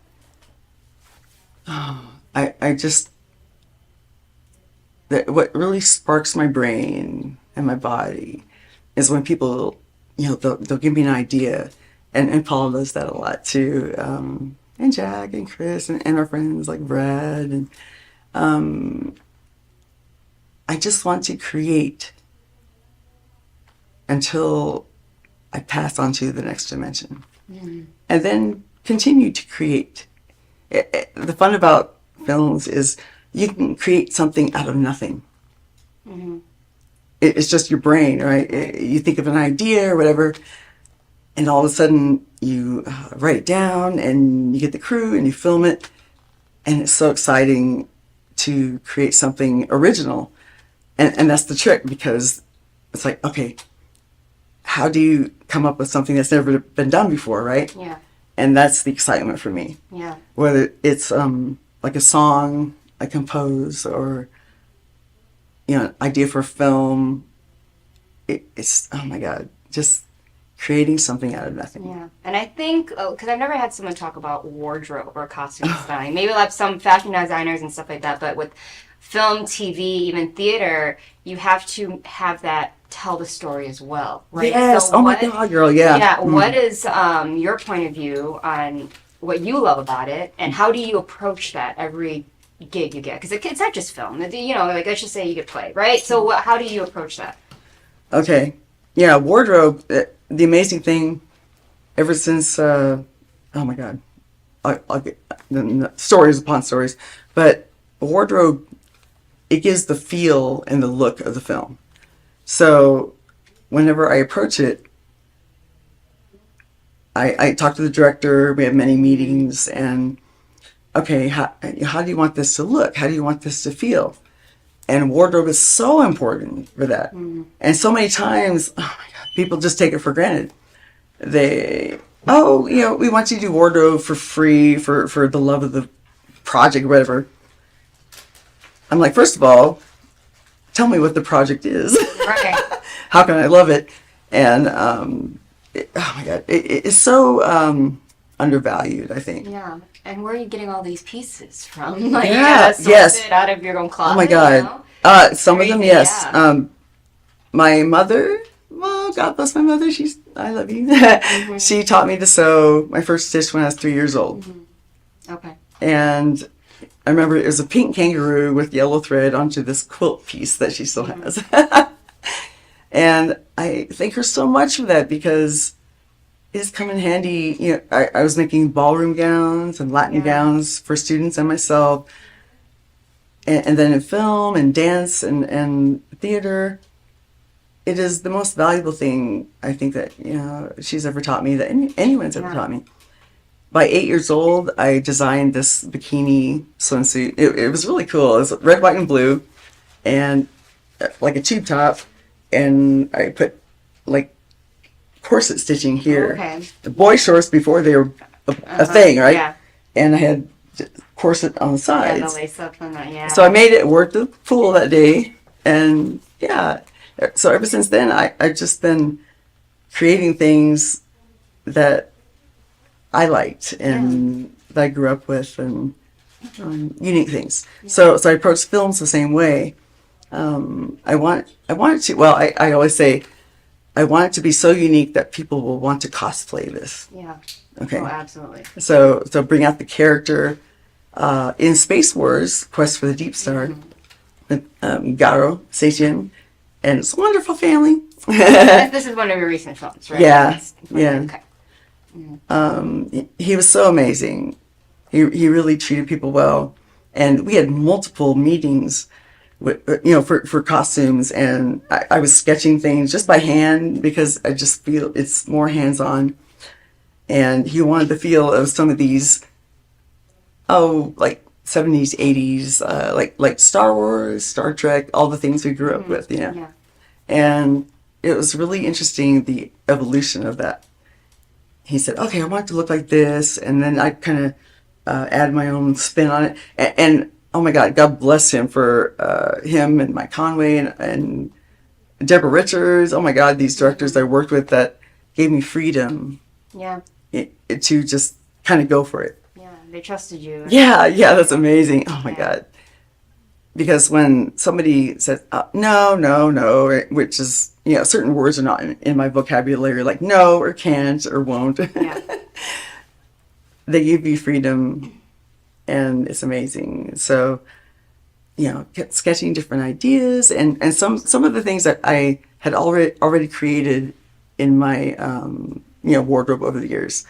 Other things oh my God, you go to like Savers, thrift shops or whatever, and I would alter them and morph them into something cool, like the Space Barbarian. Yeah, you that was fun. Upcycling, basically. Yeah. Yeah. So it's a combination of, and even things on Amazon, and it's just a combination of many things.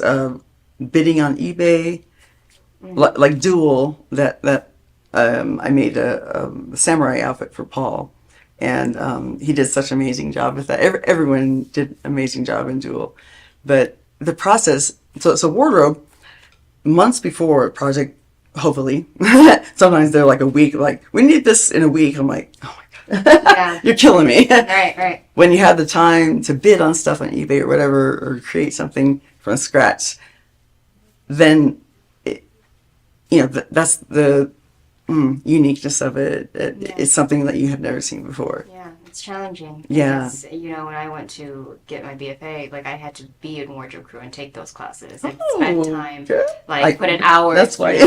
And then learn how to sew. Like, there's more behind just someone, dressing someone, right? As you make it by hand, there's multiple people, there's stitching, there's fittings, and sometimes it just does not work. Right, or you thought that they were this way and it doesn't sit right, doesn't lay right, the fabric's right. So the appreciation, I think, that wardrobe does not have in accordance to, it's so common for people to be like, oh yeah, here, makeup, make me look pretty, or make me like prosthetics, but they don't really pay attention to how much that without what they're wearing, this doesn't make sense. The lines that they're saying is the location, you look, you know what I mean? The clothes, well then again, I but so I think I love this, by the way. Oh my God, thank you. This is like, oh my God, it's I feel like she's like gonna love it. And so I was like, it's like the vibe. I'm like,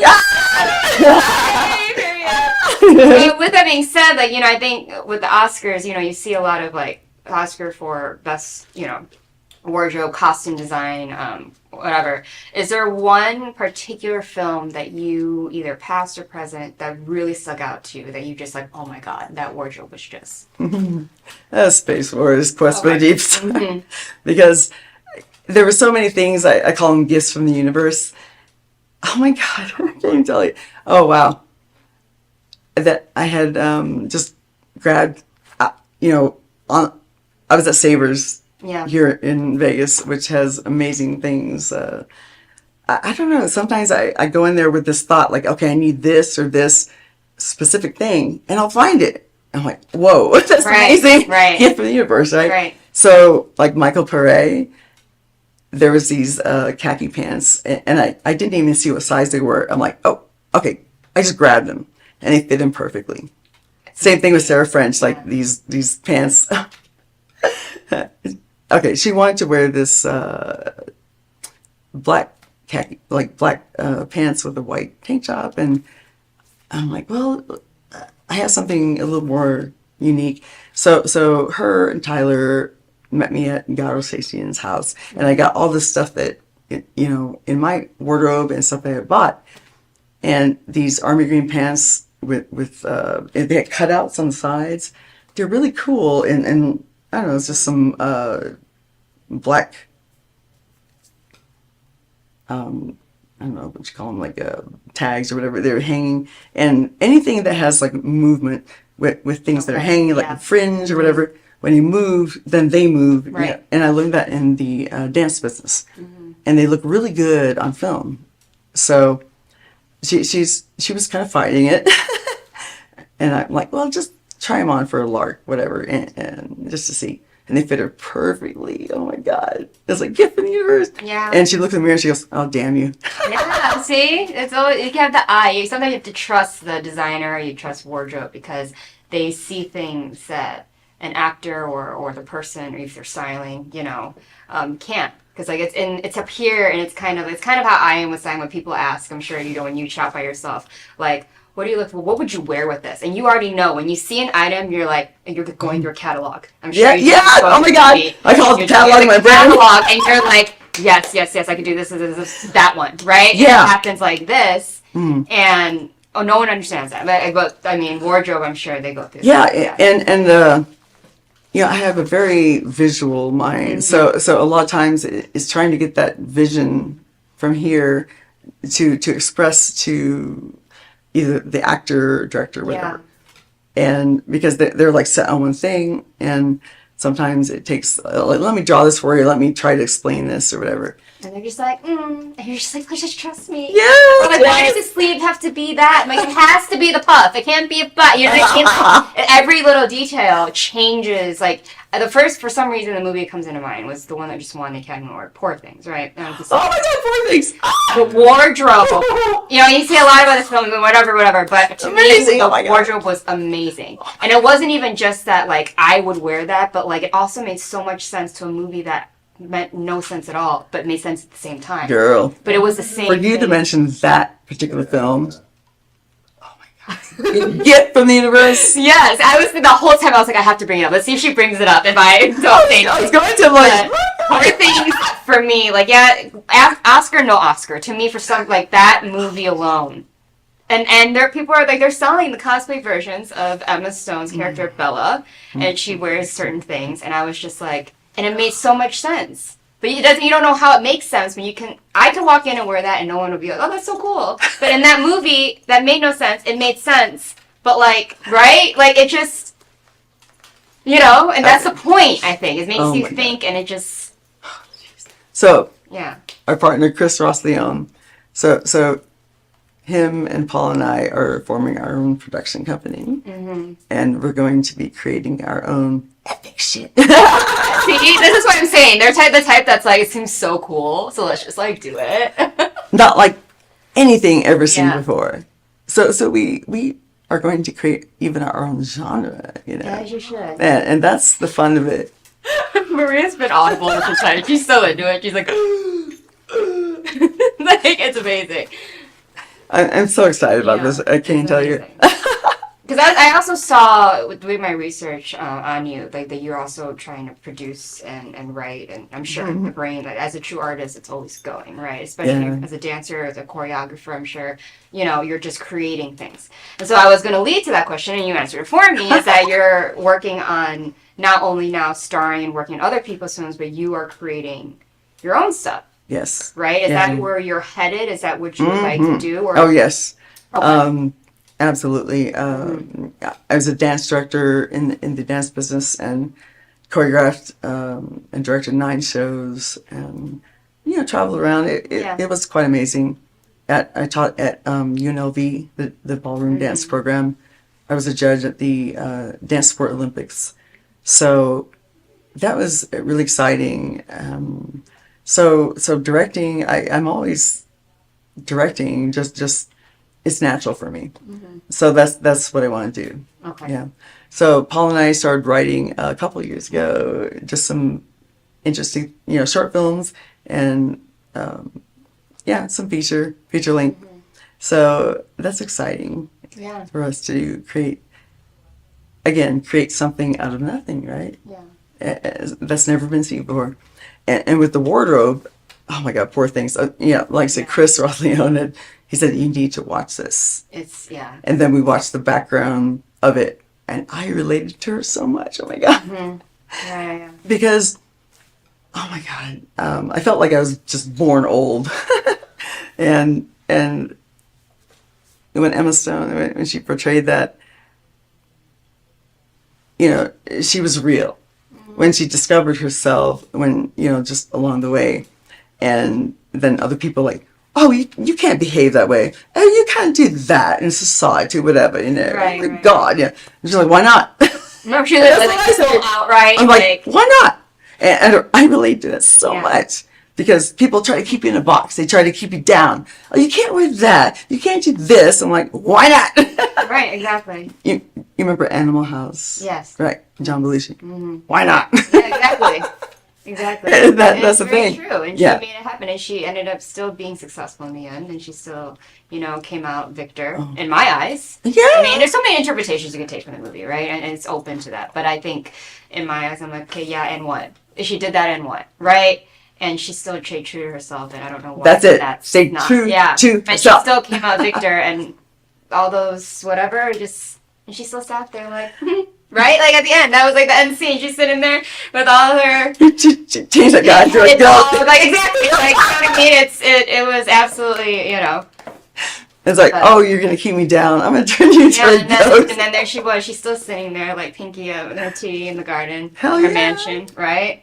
As Oh, it should God. be. That Yeah. exactly. So the message is to stay true to yourself. Like truly be who you are. No apologies. Don't let anyone take you down or put you in a box. Right, absolutely. Because look what in the movie, look what she did when she tried to go back to herself, that tried to put herself in a box before she was reborn. She found out why, and she's like, No. fine. No, hell no. Exactly. So, and now we know, so you're going more towards the thing of directing. What is success like for you? Where do you want to end up? I'm sure with Paul. And then are you looking towards the stars? Or are you looking towards, do you love indie life? You know, it's up to interpretation. To you, what do you truly, where do you want to be? Yeah, success is a journey, an adventure. That is success to me, to us. It's all an adventure, and it's not a big house. It's not a car. It's not anything physical like that. It's creating, constantly creating, and that is success. And being true to yourself. Yeah. Because, oh my God, I had a very abusive, kept down childhood, and I did not speak for a long time. I just walked around looking at my shoes, looking at my feet. When I started in ballet when I was 7 years old, I found my voice. I started to find my voice. The teacher said, hey,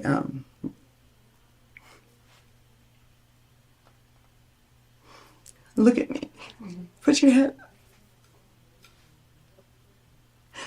And I did, and I looked at her, and she goes, don't ever put your head down ever again. Don't let anyone ever do that to you again.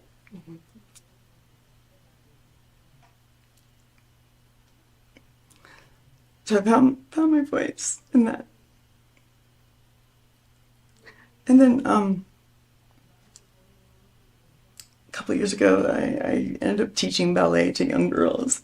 And I said the same thing, like, don't let anyone ever put you down. Like, you matter. You are important. You're a girl, and that's important. And I think what's beautiful about that is you continue to carry that narrative and you don't brush it off regardless of what comes your way. And I think a lot of people need to hear things like this because so much, right? It brings us right back to what we were talking about. So much is trying to make you less than to push them up, right? Yeah.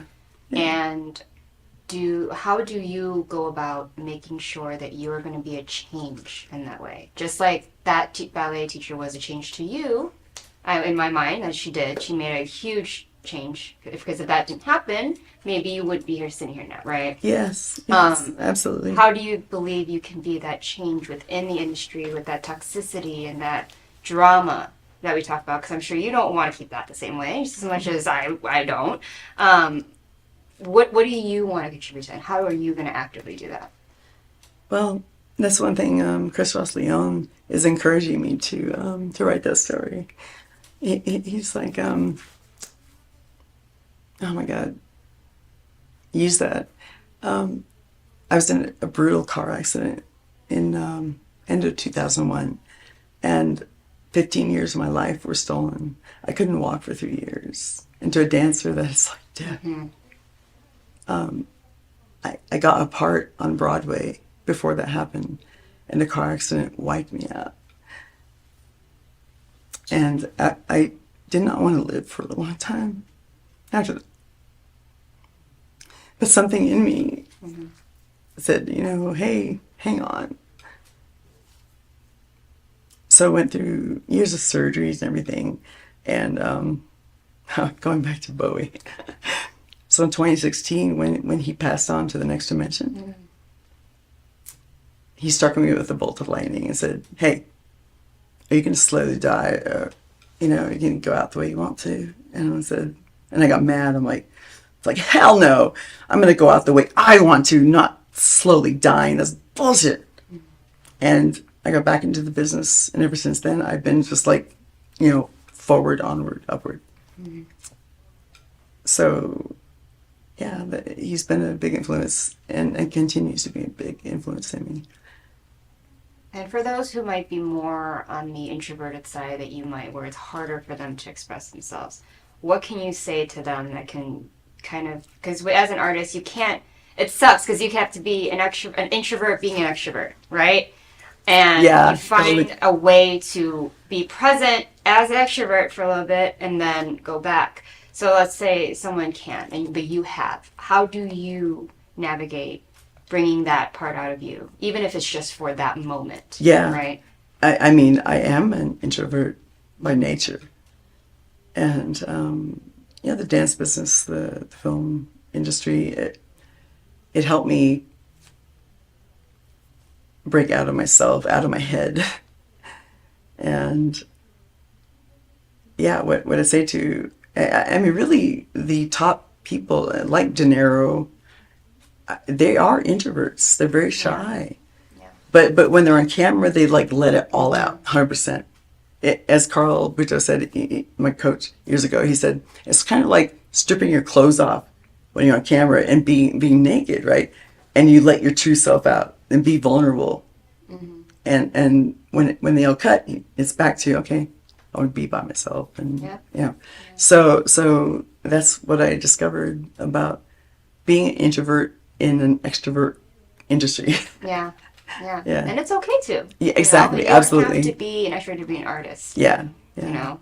And so, and thank you for sharing, you know, a very vulnerable side of you. I always want to thank you for that. I don't want you to feel embarrassed or anything. I'm glad. I want to get this out of people because I want people to see the true versions of the guests on this show. And so the final question that I ask all my guests, right, because that kind of sums up you as a person in just maybe a sentence or even as word vomit if you don't know the answer, because I don't even know the answer sometimes to my own questions.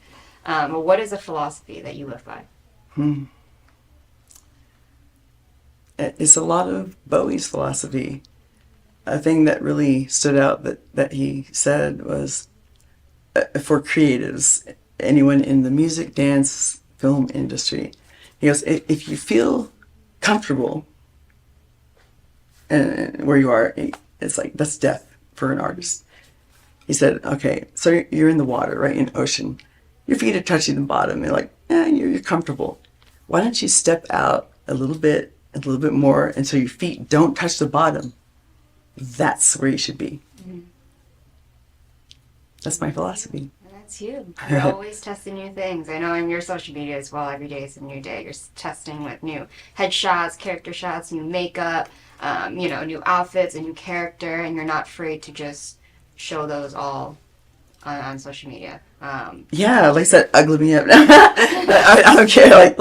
I love playing different characters. Oh, that's the other thing with Lon Chaney was the Man of a Thousand Faces. He was the original Phantom of the Opera, which I think is still the best. Oh, it's one of the best ones. Oh my God, right? Yeah. Ramin Karimou, I think, was my favorite. One of my favorites. Oh, we gotta talk. We gotta talk. The silent films, right? Up until because musical theater. Yeah. And our friend Chris understands that. He said, "Yeah, I've always said dancing is like a silent movie, right?" And he said, "Film, like the dialogue is the last thing."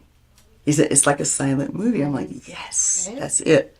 So Lon Chaney being a man of 1,000 faces, I said, well, I want to be a woman of 1,001 faces. See, Lon Chaney? And I believe. I believe. If anyone's going to do that, it's going to be her. And I love that because I love how true you are and how unapologetic, I think that's a great word, to yourself that you are, because it is what it is. You're not looking for validation. You do it because you can. I do it for myself. And really, like, when people compare whatever, myself, I am my competition, myself, not anyone else. Right. Like, how can I be better each day? If I'm worried about the next person. Yeah, and that's true freedom, Like, really, don't care what other people think about you. You just do it because you love to do it, and you do it for yourself, and that's it. Mm-hmm. And don't let anyone take you down. Especially women. Oh my God, girls. Don't let anyone put you in a box, take you down. Just bullshit. Yeah. Be yourself. Rise to the top.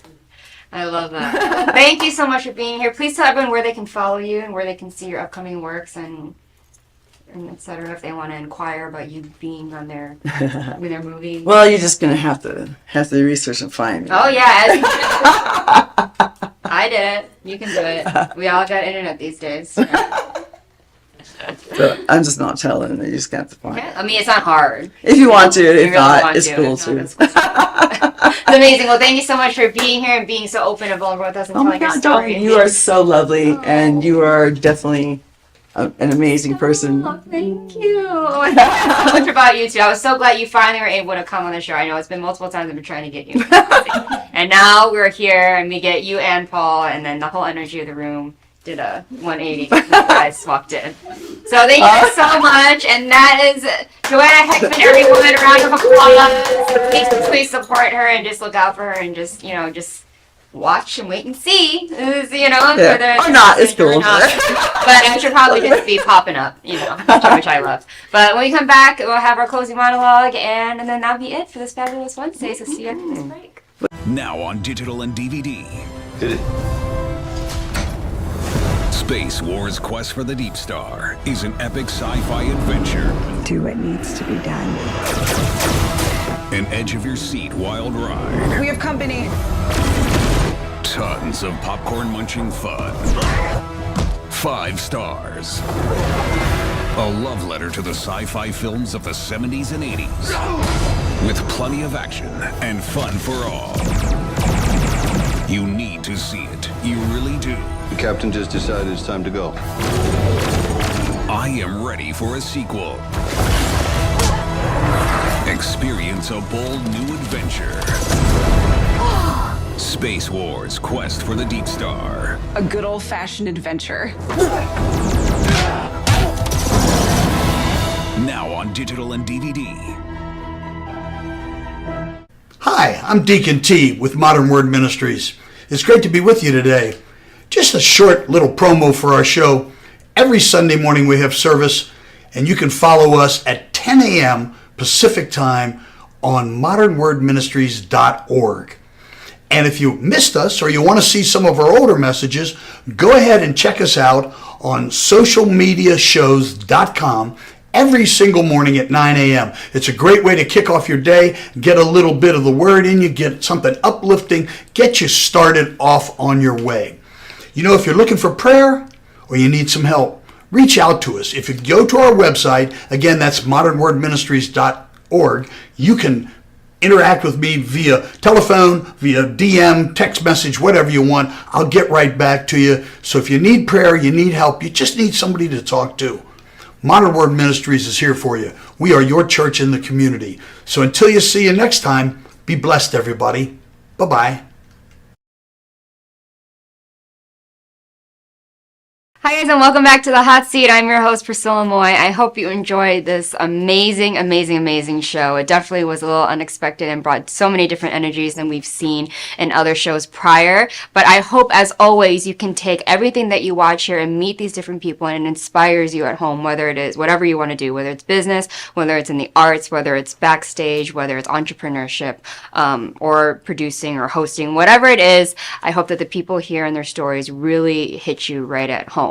So a few announcements, like we've been talking about, as always, we do have castings for the Hot Seat. I know a lot of people are always asking, how can I get on the show? How can I get on the show? We have many shows in this network, and not just mine, but if you are inquiring about a certain show, please email your bio and your headshot, and please specify which show you want to be on. Do all of that to this email address, admin@socialmediashows.com, and that will be submitted to production, and then they will go through a casting process. Please be patient with that, as there's many emails that come through every second of every hour. And if you don't hear back, please give us a little more time, but please know that this is a casting, and this is not a guaranteed spot. This is not a promised spot. This is not anything, and so please please, please, please understand that, and to know that there are certain standards that we do hold for you to sit on the hot seat.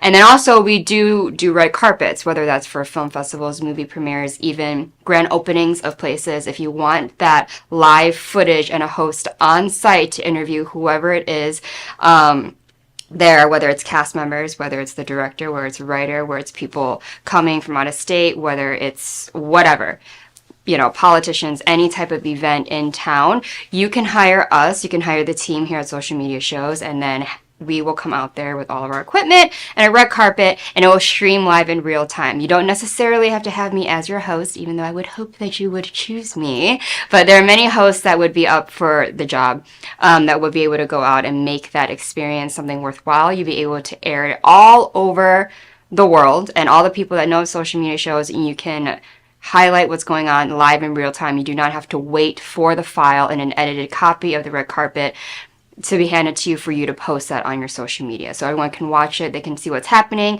they can, be in the know and kind of help promote you as well.